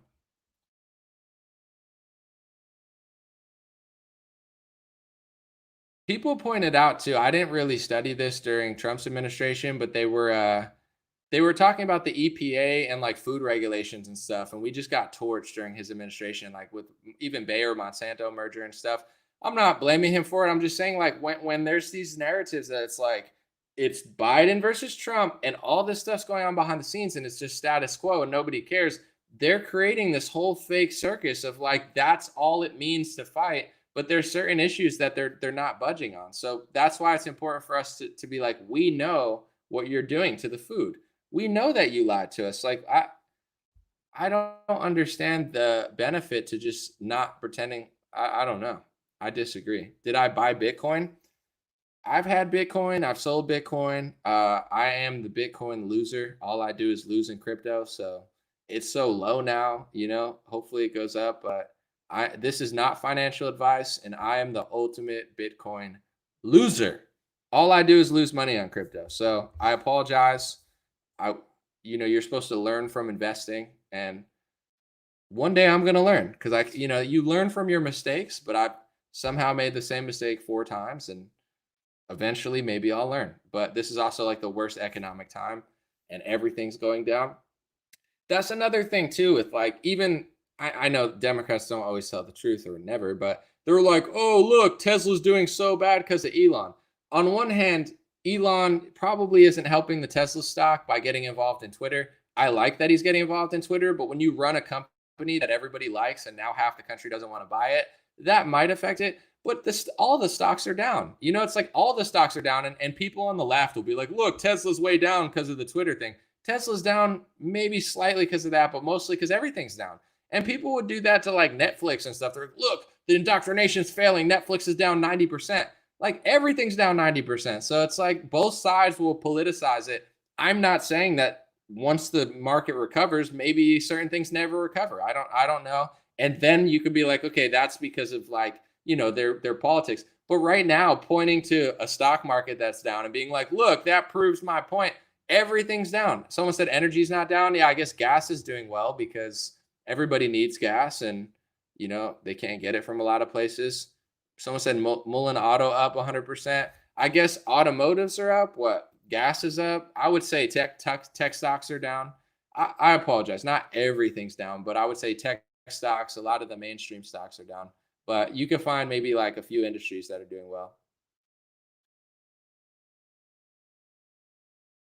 This is not financial advice. I would say do the opposite of whatever I say. This is why I don't talk about stocks because my intuition just never seems right at this point.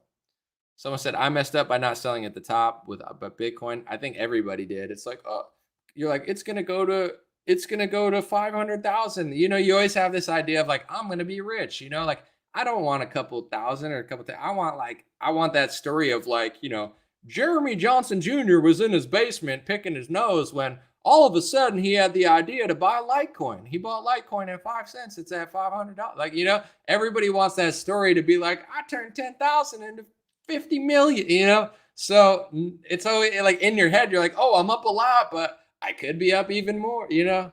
I think that's the problem. It's like you always think bigger. And then it crashes, and then you have nothing. And then you're like, oh, I should have I should have sold. But I've had that thing. At one point, I could have had $1 million in Dogecoin. I have a story like that. I had so much Dogecoin when it wasn't worth anything. I decided to go big in it because I'm an idiot. And I'm like, what if I just had like 500,000 Dogecoin? I don't even remember. I bought so much, but then I'm sweating because every time it goes up and down, I'm just losing like exorbitant amounts of money. And I'm just like, oh my gosh, like what the hell am I doing? You know, I could lose a lot of money doing this stupid shit. And then I sell the Dogecoin, and then Elon starts trolling with it. Next thing it's up to 30, 40 cents. And I'm like, oh my God, I could have had like $900,000 of Dogecoin. But the thing is, it's a massive risk when it's only like a couple cents and you buy a lot. So, I mean, I could have held and had $1 million worth of Dogecoin at one point, but I was sweating because I was just losing so much every like second. It was like, I was like, you know, I was like not healthy. So I sold it and then it went up and I'm like, gosh, darn it. Why don't I ever make the right decision in investments? Like never. One day I'll make a good investment. I mean, I got like, you know, in the stock market and stuff, Bitcoin. I'm just holding everything because it's like, it's so low. It's got to go up eventually, but it's not fun. Someone said gold, silver, and lead. I've heard that. Cryptocurrency is a swampy money changer move. There was this theory, and I tend to think it's true. This is not financial advice. No offense, I don't care what you do, buy, sell, do what you want. But you know, they were saying, think about this, like what is important in reality? It's like real things. I'm not saying investments aren't important because they are. If you could times 50 your money, then you could buy real things. But it's like now they got billions or trillions of dollars into crypto. And now BlackRock and Vanguard can just buy up actual things. So it's like people who used to buy tangible things, they're just having their money sitting in the funny money coins.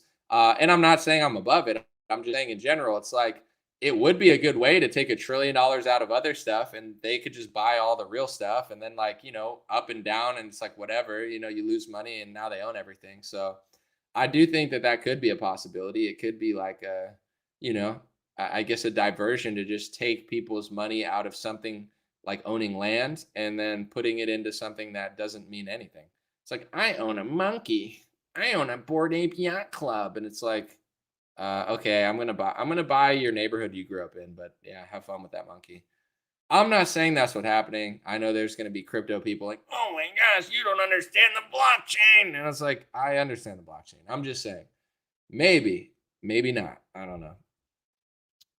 You're like, I own an ape. Look, it's Snoop Dogg dressed as a clown. And they're like, okay, I'm buying your high school. Like, you're like, oh no, BlackRock, darn it. I don't know if that's what they're doing, but I wouldn't rule it out. Someone said Russian economy backed by commodities. The West is backed by fiat currency. I mean, Russia is just not gay enough. It's like, you know, if Russia got gayer and Russia, you know, sold their country out to like central banks and like, you know, hedge funds and, you know, I would say like foreign like social manipulation firms, then I bet they wouldn't be that mad at Russia. But it's like Russia's not gay. Their currency actually has somewhat of value. I'm not saying it's the best. I'm just saying like America needs to come to Russia and just wrap their financial system in a rainbow flag and just give it to like someone with the last name Fink or Goldstein and then Russia will, you know, learn their lesson of fascism or whatever. I don't know. That's how I see it in my head. It's like something they're doing is not pleasing the bankers. I don't know what it is. Someone said you don't think a Rothschild you think Rothschild doesn't operate in Russia? I don't know, because on one hand, the Rothschilds are the most famous banking family ever. On another hand, they don't even exist anymore and they lost all their wealth or something. So I don't really know what they control because nobody talks about it. But, do they have a piece of Russia? I have no idea. But I would assume that Russia's not playing ball to the fullest extent. But I don't know. I mean, Putin probably, people say he stole a lot of the money and he has like trillions of dollars. I have no idea what's true. Um, with the whole like Russia Ukraine thing too, it's just like that whole war just seems weird to me. But someone said it's now BlackRock, not the Rothschilds. Well, they're taking over Ukraine. I'm pretty sure, what is it called? Like NGO, a non-government organization. A, a lot of the ways a lot of these European nations and others they get controlled is like, a bunch of like NGOs and global investment for like they have all these like little ways of just taking over countries. So for years, Putin has been saying that he doesn't want Western NGOs in his country, like the Soros management. I don't even know, not I don't exactly understand what the NGOs are doing, but I do recall Putin saying years ago that that's how they take over countries and he doesn't allow them into Russia. And when you don't allow them to take over your country, they'll be like, well, that's fascism. You're blocking us from taking over. So it's like a fine line of you want to allow like a free market, obviously, an enterprise, but it's not free if someone comes in and just steals your country and now you can't even like speak out against them. So, there is like an ideological battle going on. And I think when you stop them from taking over your country, they just call you a fascist. Like, even if you're not. And then if you're like Zelensky and you're actually turning into a dictator, you've banned political opposition, you're consolidating the media, you're stealing assets of people who disagree with your war policy. Like Zelensky is a full-blown authoritarian dictator, yet the media says he's like a democracy savior. And it's like they don't, if you have the right politics, they don't care what you do.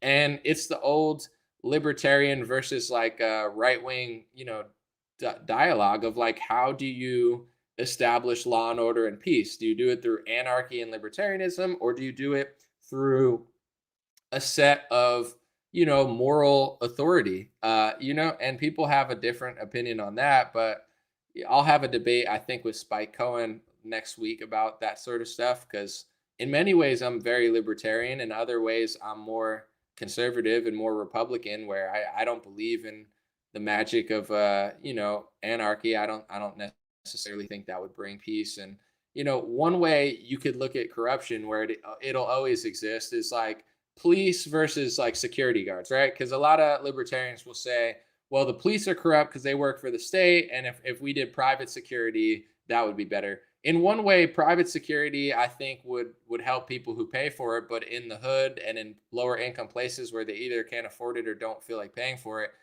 these people are going to be negatively affected by that policy. But also, if you look at like a bouncer's not funded by the state. A bouncer is basically a contracted, usually ex-criminal. I'm not saying everybody's ex-criminal, but they got a lot of people that are tough and can take, like, it's a tough job. You gotta be a tough person to be a bouncer at a place that goes down. But in general, it's like you got this guy. I take that back. Not everybody's an ex-criminal. I just know certain bouncers and they're like, they got a tough past, but not every bouncer is ethical. It's like you have power. Sometimes bouncers are worse than cops. Like they're like, you can't get in because we don't like you, and we don't. It's like bouncers can punch somebody in the face. Like they got that cop like power. It's like, yo, I'm gonna punch you in the face, throw you to the floor. Like it's not like bouncers are so ethical and cops are so bad. And if cops were just like contracted, they wouldn't be like, that's a lie.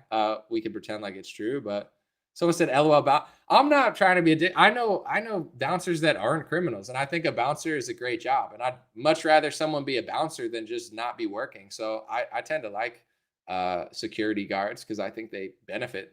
They're not just like doing stupid stuff. They're actually serving a purpose and serving their community. But I just find that correlation. It's like I worked in overnight, like at a supermarket. I did stocking at night. And a lot of my coworkers were ex-criminals because I think it's hard to get a job when you have a certain record. And, like ShopRite or, one of these big, corporate grocery store, they don't really give a crap who's stocking the shelves at night. So I just noticed that correlation while I was doing that too. I was like, a lot of my coworkers are ex-criminals, but it is what it is. Someone said a lot of veterans. I mean, you got to be some sort of a tough guy to be a bouncer, so you got to either be like a good fighter, a veteran, just somebody that's tough. Maybe you had a rough past and you can handle it, but in general, bouncers are usually like have some version of tough in them, or else they wouldn't be able to do the job. But then sometimes you see like a 80-year-old bouncer, you know what I'm saying, or like you see some like obese security guard that can barely walk, and I'm thinking to myself like, how is this? I'd rather an ex-criminal that could stand up and fight than like a. I'm not saying you can't be a bouncer if you're obese, but it's like, you ever seen a security guard and you're like, they're not going to secure anything. That doesn't seem like some old guy falling asleep with like a gun in his pocket or something. It's like, that guy is not scary. But I guess people are desperate for jobs. They'll just hire anybody. If I'm hiring a bouncer, it's got to be a tough guy. It's not going to be like a 90-year-old obese, like passing out on the job guy. But let me see. Anomaly, do you have an update on your book? Yeah, I wanted to write more of it over Christmas break, but I got a little ill. It's close. It's just I gotta really just crank it out. I have like 5 things I'm doing at once, and I just gotta spend hours on it. So I will get it done this year. It's so close. It's like I just gotta rewrite a few things. So once it's done, I don't think the process is that difficult. I think you just like put it on Amazon or something, or maybe I print them out myself and sign them. I'm not really sure, but I'm getting close. Someone said I earn my money off sports bets. Well, you must be smart because, the people who make money in sports betting are usually like math wizards. If you're just betting to bet, it's hard to beat the odds. You gotta have some sort of edge. Someone said anomaly. In other words, I wouldn't qualify to be your security. Well, I mean, who wants a weak security guard? It's like, I want a badass. Like, I'm not saying you, I don't, I'm not trying to be mean. I've just been to events where like like, I'm not going to say where, but like I was at a show and somebody fell on, someone fell and like hit their head on a seat or something. They're like bleeding out. And I'm like, oh, I got to get security or whatever. And like, no offense, but this dude is like 500 pounds. And I'm like, yo, someone just fell and broke their head. Like, is there like ambulance, or, you know what I'm saying? Like, and he's just like, and like, this guy can't move. It's like, he's so big, he didn't even want to move. Like, I was like, bro, we got to get somebody here. Like, this person's bleeding. And he's just like, like, I mean, that dude took his sweet time. Like it took like 20 minutes to do a minute task, because he wasn't trying. It was almost like he was like, it's not my job, bro. Like if somebody actually tried to break in and I'm like, yo, someone broke in, this guy's sitting here like, bro, I'm not actually security. I just get paid to stand here. Like, I'm not actually gonna do anything. Like, nobody wants that type of security. You want the guy that's like on the spot, can actually stop somebody. This was at a live event, like a rap show I was at. They weren't my personal security; they were just the venue security. But I was like, damn, this could be better. This this could be a better security.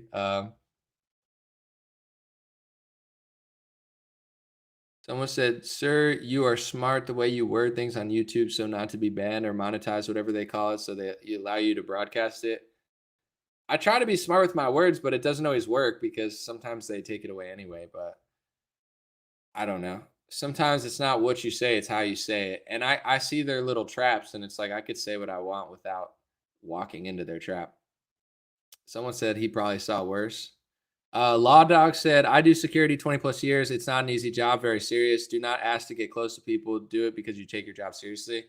For sure. I mean, I like security guards. Like, even I wasn't saying it as a diss before when I noticed there are a lot of ex-criminal security. I like them because say you got in trouble when you were younger or whatever, what's going to make you a better person? Doing street activities or being a bouncer? So, like, I like security guards. Like, I tend to be like, because they're someone in the community that's actually helping the community. Yeah, I understand there's corruption at certain bars or whatever, but for the most part, the guy who's the bouncer or the guy who's the security guard, whether it's private or they're working public, like, I like those people. Like, I'm like, I have more in common with them than I do the person that's doing stupid stuff. Like, anybody that's serving the community and just being like a figure that's looking out for stuff is good in my book.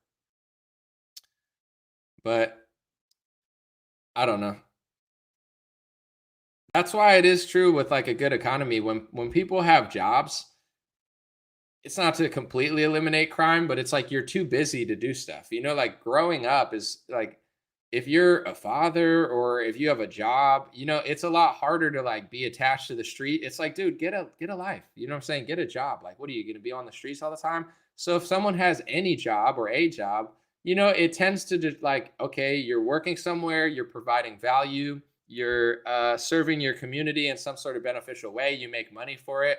Like jobs are great. And that's why the lockdown was so evil too, because now a lot of people don't have jobs. Do you know how many ex-criminals probably relapsed? I'm not saying all of them, but some, or ex-drug addicts like got back on the drugs. I used to work with a guy that was definitely an ex-drug addict, but he's a great guy, great worker, and it was his job that kept him away from all that stuff. Like he was a great worker and a great guy. And now you take away a 40-hour a week job, and now that guy's just sitting in his house for 2 3 months. I mean, it's hard for anybody to speak out. So it's like what they did with the lockdown, it's not just bad for the economy. It was bad for a lot of people. It was bad for working out. It's bad for people who got off a bad path onto a good path, whether it's drugs or crime. And, you know, that's why I love seeing security guards. I'm like, that guy's like, I don't look down on them like, oh, they're snitch. I'm like, all right, that guy's using his time to make the area more safe, you know, versus like just someone on the streets hustling and stuff. Like it's not the play. Did I get my paperwork for my sock to run? No, I was thinking about making shirts or something. Sock 2024. You know, a sock won't steal your taxes. A sock won't start a new war. A sock won't lock you down. And a sock won't sign the omnibus bill. Sock 2024. I'm thinking about it.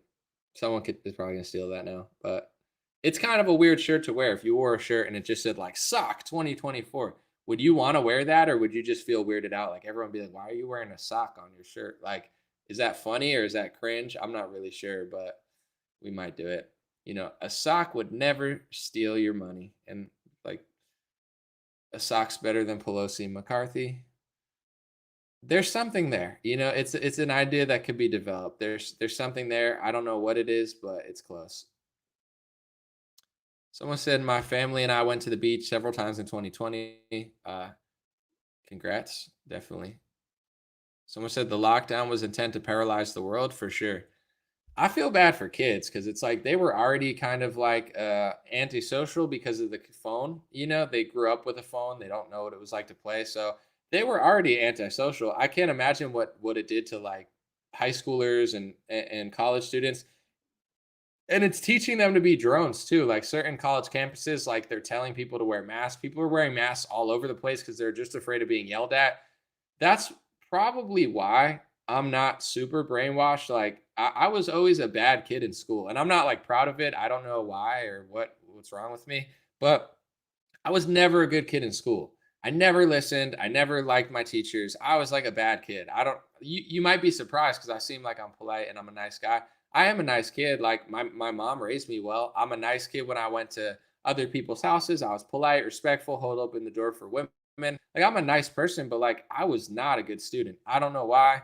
But now, like if you are a good student, you just listen. It's like listen to your teacher, or else you get in trouble. So once vaccines and masks, what makes you a good student? Listening to your teacher. So you got kids, they're in the middle of a parking lot by themselves. They're wearing a mask because they think it's the right thing to do. They don't want to look bad or get in trouble. So they're brainwashing these like teenagers and young college students in their 20s to just like be like professional listeners, you know, but they're listening. So I never wanted to listen. I was always like a rebel.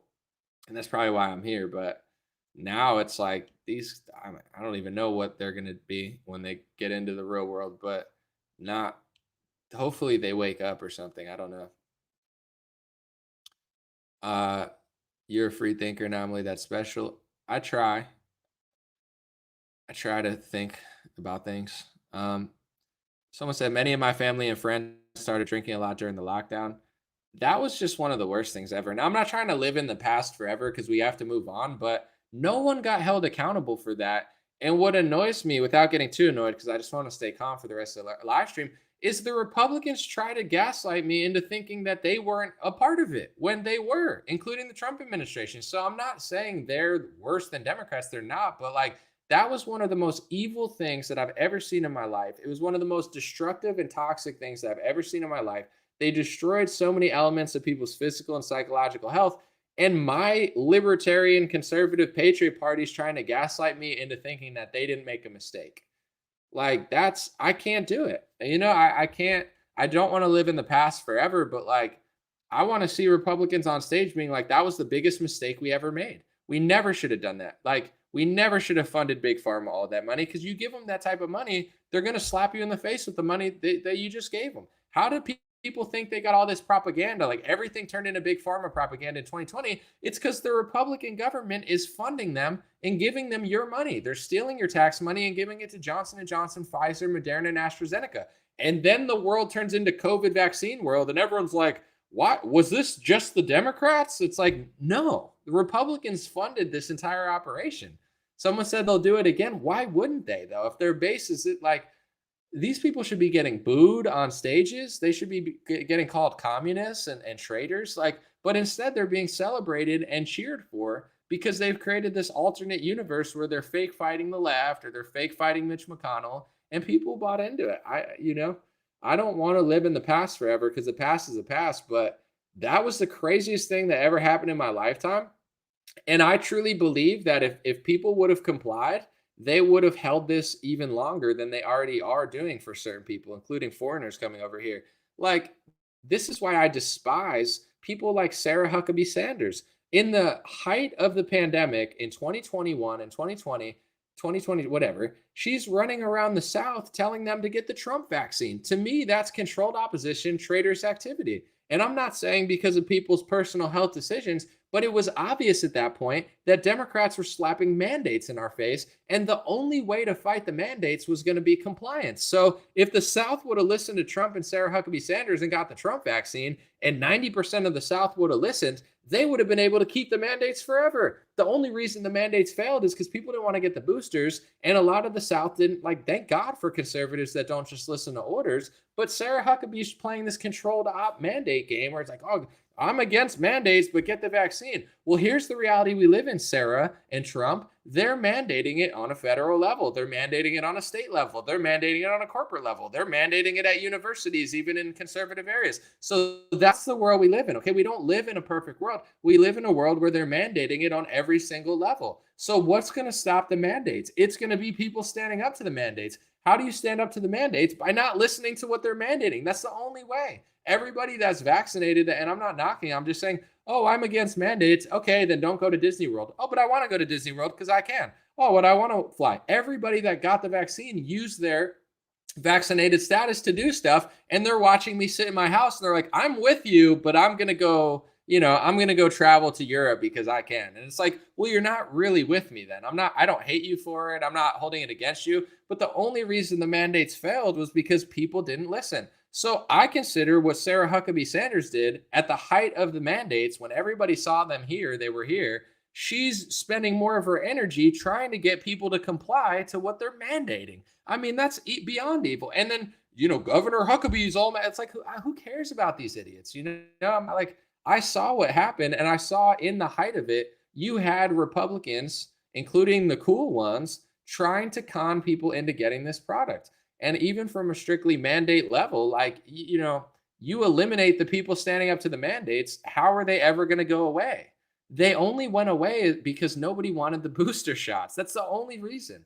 If everybody got it, we'd still be under some sort of like medical tyranny. And to some people, we still are. And there's still a lot of leftover things that are here that need to go away. So, just the leadership of the Republican Party funding Big Pharma, telling you they're against mandates, but telling you to go get the shot and calling it the Trump vaccine and saying, I think nurses should go get it.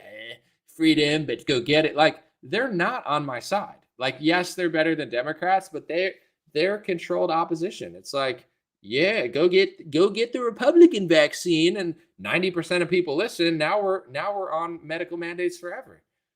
I despise these people because if it were up to them, I would still have no freedom. Like, I don't like Sarah Huckabee Sanders at all. I despise her, including anybody that was involved in that that was pushing the South to go get it. Like, disgusting, you know, should not be cheered for, should be booed every time they speak until they apologize.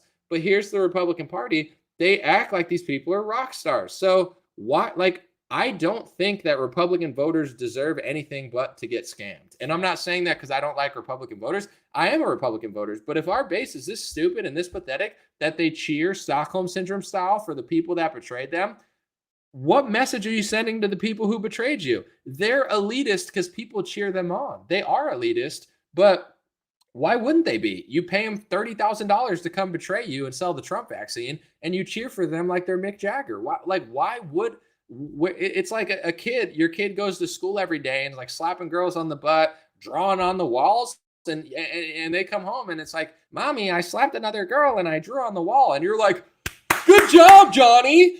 That's awesome. You're a patriot. Like, why would your kid would be terrible. You know what I'm saying? Your kid becomes good when you tell him, don't do the bad thing. The bad thing is bad. You're going to get in trouble for being a bad boy. And then your kid stops being bad. But like, if your kid was a bad boy and you're like, good job, Johnny. Good job, Sarah Huckabee. Thank you for trying to sell the mandates to the South. Thank you so much. You woo! Like, she's like, heck, I could do whatever I want and these dummies will still support me. Like, there is no penalty for these people because they point to the left wing and they're like, look at the trans kid. You don't want that. Vote for me. You know, it's like a whole, yeah, I get it. Like, the left is going crazy town, but like, I'm not dumb enough to forget what you also did.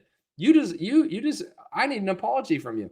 That's why I go so hard at Ted Cruz, because during 2021, a year and a half after the lockdown, Ted Cruz is signing a resolution to try to take the mask off of only vaccinated people. How are we going to fight the mandates when Ted Cuck Shovelface Cruz is sitting there giving extra special rights and privileges on a plane to people who got the vaccine? How are we going to fight the mandates when our biggest, libertarian patriot is saying, if you got vaccinated, you get special rights. If you're unvaccinated, keep your mask on, prisoner. I'm going to call Ted Cruz a shovel-faced cuck to his face if I ever see him. You're a shovel-faced cuck, bro. But he goes to TPUSA and they treat him like Mick Jagger. Why would he, why? The fact that he even thought he should give me less rights in America in 2021 because I rejected the mRNA vaccine, controlled opposition, pathetic cuck. Like, if everybody had that energy, he'd apologize and stop doing it.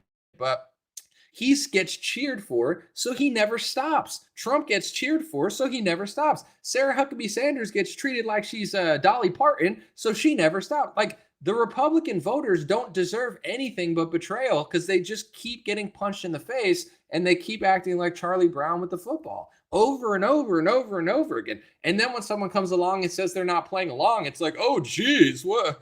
Oh, this guy's got, it's like, what else should you do? So, there's no accountability for these Republicans. They just get cheered for because they have people in a spell. Be like, yeah, I mean, what do you want your kids to be trans? And it's like, no, I get that whole element of it. The left has gone crazy, but really the right wing is just the left wing like 10 years ago. And the slippery slope is obviously real with that stuff.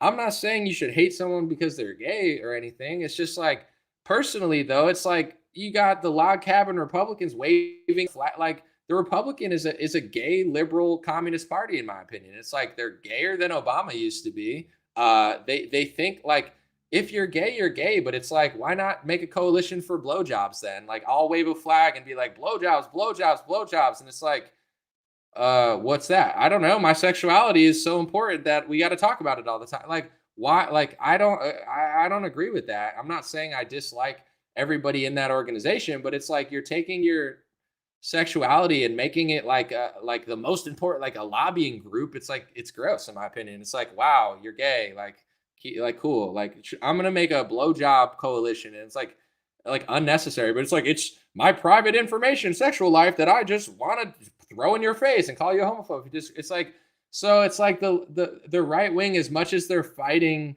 the LGBT stuff in the schools, they're really just like a scammier, further left party than Obama used to be for marriage. And now the Republican Party is waving rainbow. Like, so are they really stopping the slippery slope? They are the slippery slope. I'm not saying they got to hate people in this, but it's like, I just don't see where they're going. It's like, we're so not racist, we're going to pass prison reform.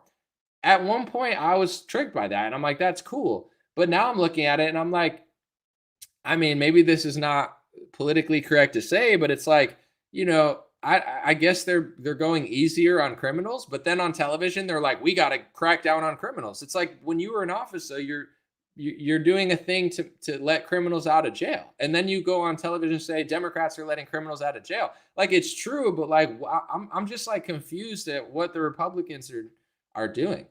And I don't know. It's just like, if you elect us, we're gonna fight the gay stuff in the schools with your kids. And it's like, they'll do a better job than Democrats, sure. But are they really making any sort of tangible like line in the sand? I don't see it. But it's better than Democrats. I get that. I'm just tired of cheering for these people. I'm not really like impressed with them or like, I don't think they actually draw any sort of hard lines. And somehow I always get left out as like a voter. It's like, you you're so for pro free speech, right? The Republicans, when they're in office, they're so pro free speech, yet they had 4 years, did nothing to big tech, and then passed speech laws for Israel that passes these anti-Semitism laws in office. So you're not pro free speech. You didn't hold the line on the First Amendment. You didn't do anything to stop the corporations from being insane, and you actually passed speech laws and went the wrong way on that. Okay, so you're not even good on that topic, but I guess, I don't know, like, you're better than the left. It's just like, I think they're so used to just being the left. Like, they know that their voters are weak. And this is my challenge to Republican voters. They're taking advantage of you. Trump's taking advantage of you. Ted Cruz is taking advantage of you. Mitch McConnell's taking advantage of you. They're all taking advantage of you. And saying Trump is different is just going to delay the Charlie Brown Lucy football thing. Just put him in that category and make things simple. They know that conservative Christians are super nice and have no other option. They know you have no other option. If you're against abortion, you're not going to vote for the Democrats. If you want the border closed, you're not going to vote for the Democrats. The Republicans know that you can't possibly, if you're a Christian conservative or whatever, or just a common sense American that's not totally brain dead, they know that you're not going to vote for the Democratic Party. So when Republicans get in office, they just do things for liberals, and liberals never like it. They do prison reform for liberals, and nobody cares. They wave a rainbow flag, and nobody cares, except for the log cabin Republicans who, are some sort of lobbying gay group or something. I don't know, that influences Republicans more than like any Christian group. I'm just saying, I don't know what they're doing, just being loud and gay and making donor money or something. Okay, so you're making the Republican Party more gay or something. It's whatever, but it's like, I don't know. I'm just saying, like, I don't think Republicans actually do anything for their core base because they don't think they have to. They just kind of become liberals and do things that they think liberals will like them for, and then liberals never actually care. So if Republican voters got tougher, I think maybe they'd actually do something. Someone said, "Look at you, you're begging for it." I don't even know what that means. You just want a reaction, huh? I just want your reaction. I think you think a little too much of yourself, where I didn't even notice your comment before now, but now you're like taking things personally or something. I don't even know what you're talking about. Someone said that, yeah, and I mean, I guess I'll just say this is like, as far as who you are and what you do, I don't really care enough to comment on it. But like, when you're waving it in front of my face all the time, like, it is a little cringy in my personal view. Like, I'm not somebody that's gonna, like, if you're a gay influencer that does good work, I'm not gonna hate you for it, and I'm not gonna speak on you. But if you're like at every Christian Republican event, like gay, gay, gay, gay, gay, gay, gay, gay, gay, gay, gay on stage, it's just like, it's just like weird. It's like, in my opinion, it would be like me being like threesomes, blowjobs, like at a Christian conservative event. It's like gross. Like, you're shoving it down my throat, and like, it's become your identity. Like, you're on stage and you're like, oh my gosh, I just had a quickie with a guy. I just had donor money, got a quickie. And then I'm sitting here and they're like, what are you, homophobic? It's like, no, but this is disgusting. This person's not interesting or intriguing. Their whole shtick is like, I put it in guys' butts, like, and I get donor money, and haha, Christians, like, I got more, like, it's like, wow, cool. Like, I'm supposed to act like that's amazing. If you're just like a brilliant person and you're just like, and I happen to be gay, it's like, like Queen or something. I'm like, you guys rock hard though. You guys are epic. But like, if it's just like gay, gay, gay, gay, gay, like no value, nothing, like just like, I'm banging guys, like it's like that's like what happens when you go to Republican Christian events now. The gay lobby has more power than the Christian conservative lobby. And it's like, you know, it is what it is. I'm gonna be honest too. It's like I went to an event one time. I'm not gonna say what. And listen, I have no problems with people. Like, the gay coalition seems to like me. It's like, I don't know what you guys are doing, but like whatever. It's like, I don't have a specific issue. Like, it's not gonna ruin my day what other people are doing. But one thing I did notice was like, okay, there's wives and husbands there. There's a bunch of people. There's obviously guys and girls, and like nobody was like making out in public because it's a political event where even husband and wives aren't making out in public because it's just like, it's an event. It's not like a brothel. And it's like, the gay coalition, the two dudes are like making out in like the middle of the lobby. I don't personally like do whatever you want to do, but it's like you got husband and wives and people that have been married and dating that aren't doing that, where it's like, I don't know, it's just like a brothel. It's like, whatever, we're gay, we get one. Like, wow. Like, yeah, but don't, but that's just totally cool. Or it's like, yeah, like, I don't know. It's just like that, that's just what's going on. And I'm just like, okay, I guess just like, it's like the left goes crazy too far with it. They're like, you can't even criticize gay or joke about it, or like everything has to be gay, and like Dave Chappelle's bad. Like the left goes crazy, but the right, like the Republicans are a gayer version of Barack Obama. When I say that Trump went more socialist and communist than Barack Obama fiscally during COVID, it's a fact. When I say that the Republican Party is more left wing than the left wingers were 15 years ago, it's a fact. I'm not saying you have to disagree with it, but it's like, what are they possibly going to like, what slippery slope are they conserving at this rate? The two lobbies that seem to have the most power in the Republican Party seem to be the gay lobby and the Israeli lobby. And I mean, maybe the gay lobby is not that powerful. They're just, I don't know, out there more. I don't really know, but I'm like just observing these things, and it's just like funny. I'm like, okay. What's my point?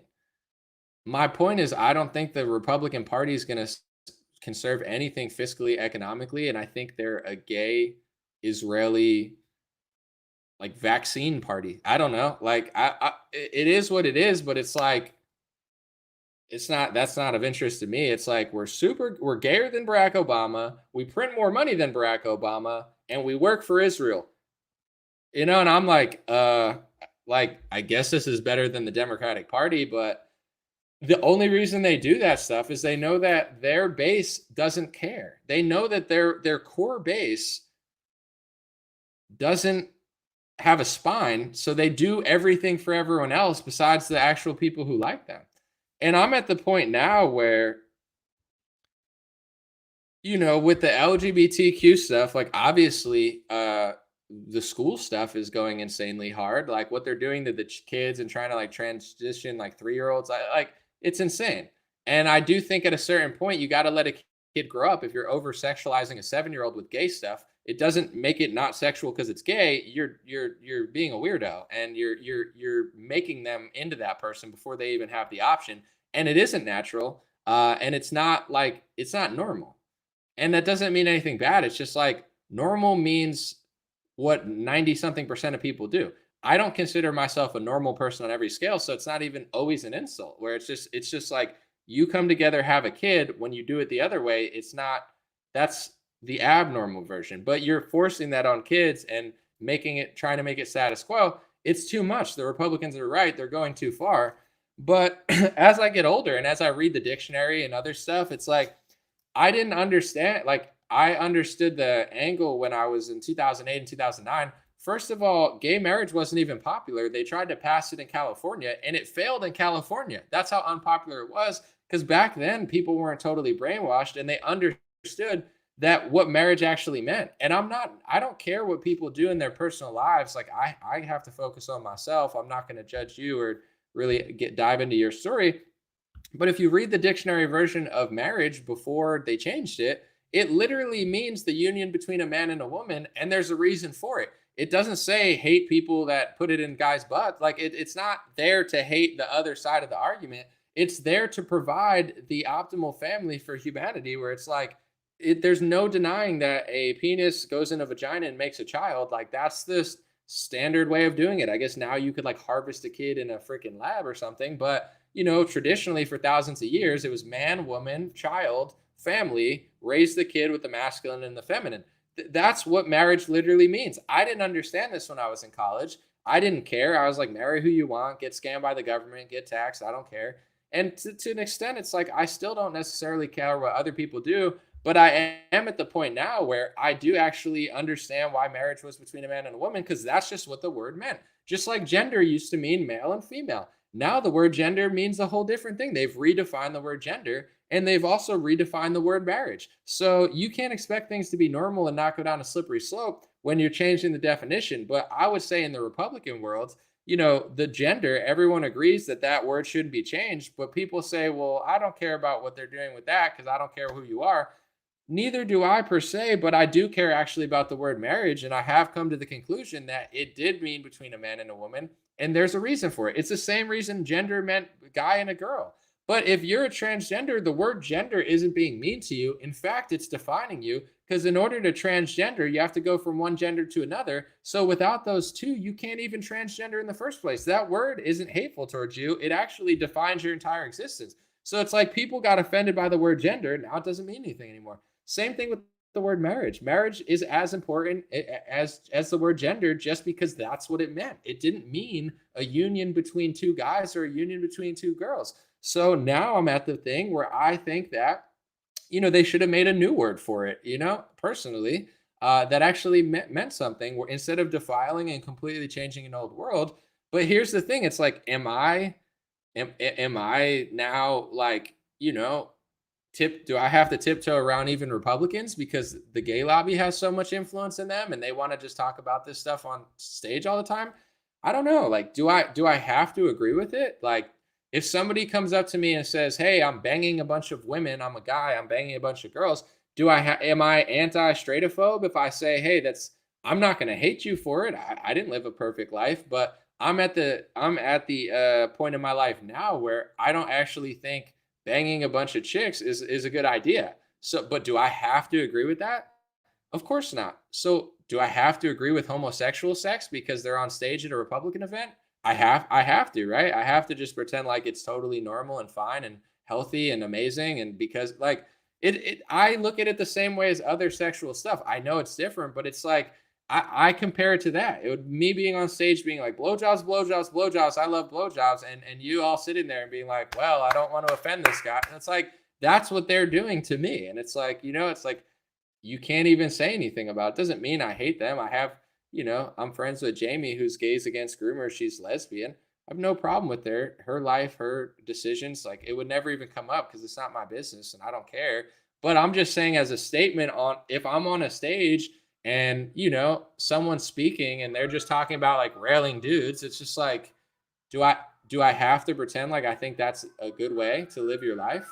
Doesn't mean I have to hate you for it or I have to judge you forever. Like, I've never made any mistakes in my life, but I guess as a Republican, you're just supposed to watch that and think it's like amazing and just like never say anything about it. But I don't think like I used to think sexually when it comes to just like banging chicks is cool. Like, I don't think that's cool anymore. And I don't think it's fulfilling.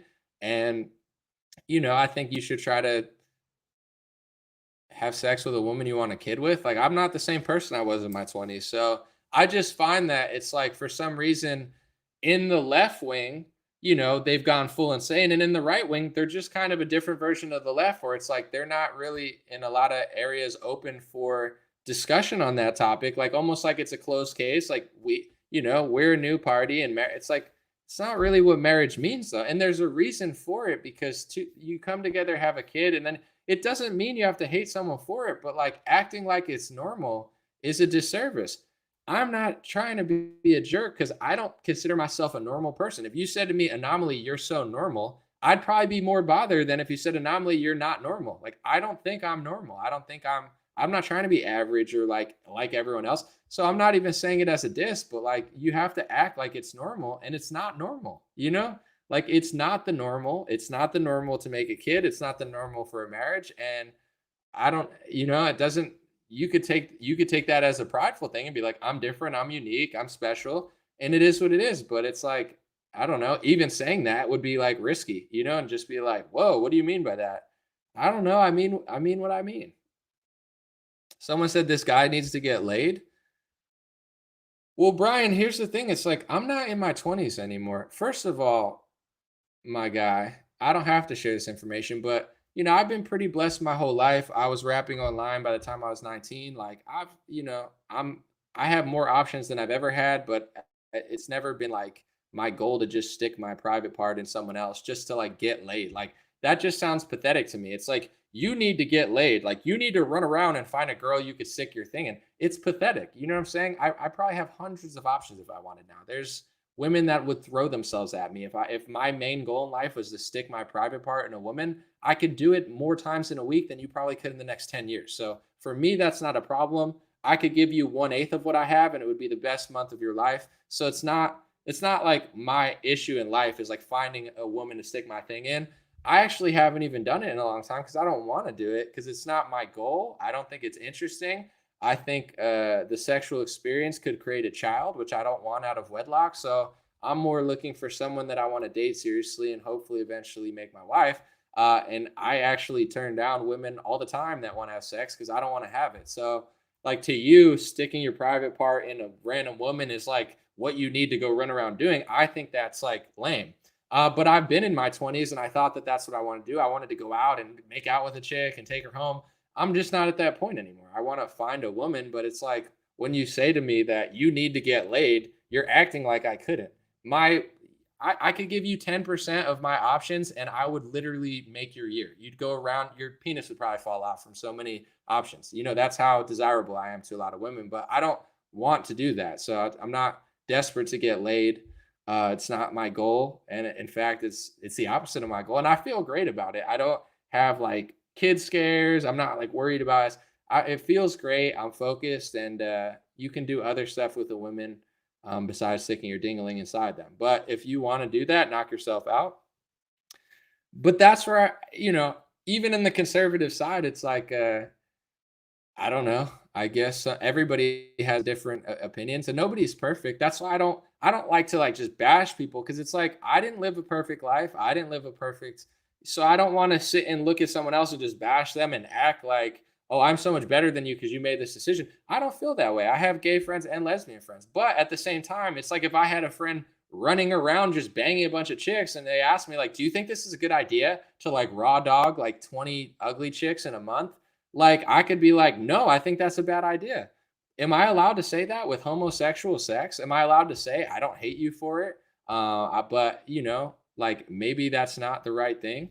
Are you even allowed to do that? Even on the conservative side? Like I try to relate it to talking to straight people because it's the same sort of thing. It's like just you don't have to hate somebody or judge them completely, but you also don't have to like it. You know what I'm saying? Like I do heroin all the time. Like, do you think that's cool? Like not really, no. I think that's probably a bad idea. I'm not gonna write you off as a human being, but like maybe that's not the right path. But whatever, that's on you. Like, am I allowed to even think that or say that? I mean, I just did. I don't care, but also just like the cleanliness of it and the health aspect of it, doesn't sound very healthy or clean to partake in that. But it is what it is. I don't know, like life is dangerous and I would rather focus on my own actions than judge someone else's personally, but I also do have an opinion. I try to be as nice as I can because that's how I feel. But someone said, okay, can we continue? Don't explain yourself on this. You have many times. We can. Someone said people can survive without sex. They can't survive without shelter, food, or water. Yeah, it's just, I mean, I'm getting older, but it's like sex is to create children. I don't know. I mean, I get it's a pleasurable experience, but it should be thought about maybe a little more seriously. And the reason it's not though is because America's gotten away from Christian values and they've gotten onto this other value. If you listen to rap music or you watch television, or even if you talk to your parents, because a lot of people don't have Christian values, they're not thinking like, oh, you should really preserve yourself and find a wife. Like that sounds lame. You listen to the culture, they're telling you it's cool to always have women. They're telling, and I mean, and to some extent it is cool, but at the same time, it's like at a certain point, what is really cool? It's also cool to have kids and a family, but they're telling you like do drugs, like just bang chicks. Like you listen to rappers and it's like a goal just to like hook up with a chick, where it's like it's not like that cool. Like it's definitely cooler than like having no chicks into you, I guess. But like, the whole culture is misleading us in this country. And kids, and like there really are no role models that are like, oh, that's actually not cool. uh, I didn't know until I was like in my late 20s, early 30s. I just kind of was like, oh, okay, like there could be a better way to do this. Someone said my goal is to hook up with my wife. That's wholesome. Who is Tyler Durden? I don't know, the character from that movie or something. Let's see. The Jersey Shore gang horrid role models. I mean, in their defense, at least they did laundry and went to the gym. I mean, that's not bad. Like gym, laundry. What was it? Tanning. Tanning's not like they were fake tanning, but yeah, I would say they're not the best role models. But I will say at least they hit the gym. They weren't just like drink and never like they're working out a little bit. Some of them got married. They're not the worst. But yeah, probably not the best. Let's see. One or two more things, and I'm gonna move on. Someone said, "Why are people worried about him having?" I don't know. I mean, people just say stuff like, "Why don't you get laid?" Like, I get it. It's an old sort of like thing. When I was in my early 20s, and there was a Christian kid that was like, "I'm saving myself till marriage." In my head, I'm thinking lame, brainwashed. Like I thought that was the lamest thing. But now that I'm in my 30s, I'm like, wow, that kid was actually really cool and really strong. Do you know how strong you have to be to go to college and still be a Christian and still say you're waiting for your wife? But I was conditioned to think that that was lame, like loser. But now that I'm 33, I'm like, wow, that kid I wish I would have been friends with that kid, because that kid would have probably had a better influence on my life than someone I was smoking weed with. It's like I it's like the Rod Stewart song. I wish I knew what I know now when I was younger, but that's life. But I remember seeing that kid and being like, that's totally lame. What? And then, you're like, you can't get laid, virgin. And I didn't bully them. I just thought that in my head. Now I'm like, damn, should have been on that level. All right. One more question. We'll take off. Someone said feminists turned me off women. Feminism turned me off to women, are you saying?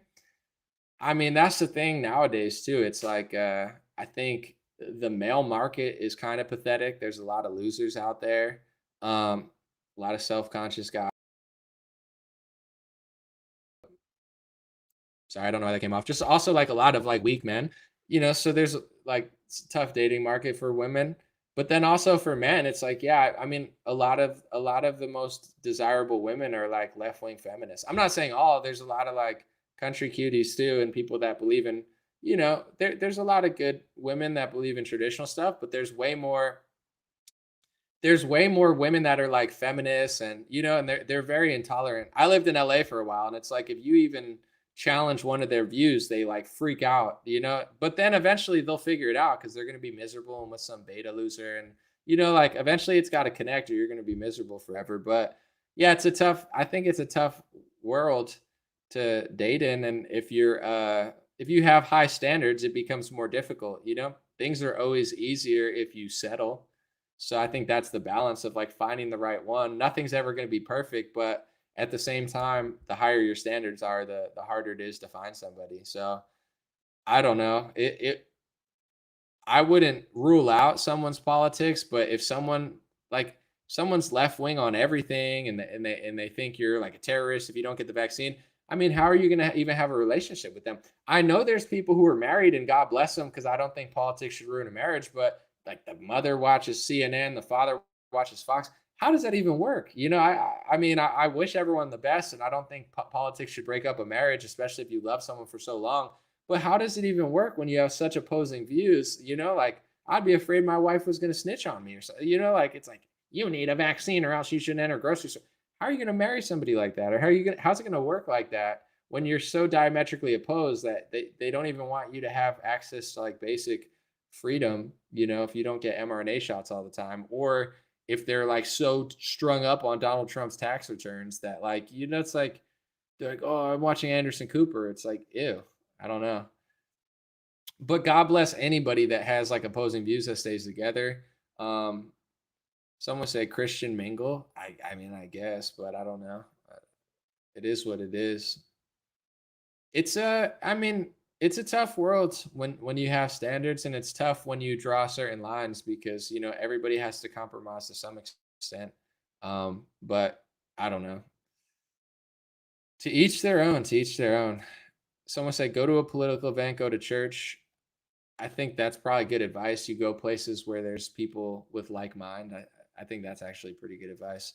I appreciate you guys. I didn't mean to stay this long again. I swear. Well, I don't want to swear because that's one thing I'm very not honest with. I'm an honest person, but when it comes to time, I'm like, oh, I'll be here for 30 minutes. I'm here for 2 hours. So I would like to think my next live stream is going to be way shorter.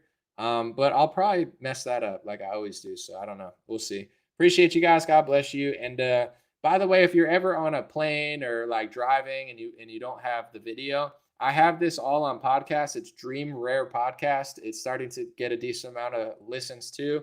And it's cool.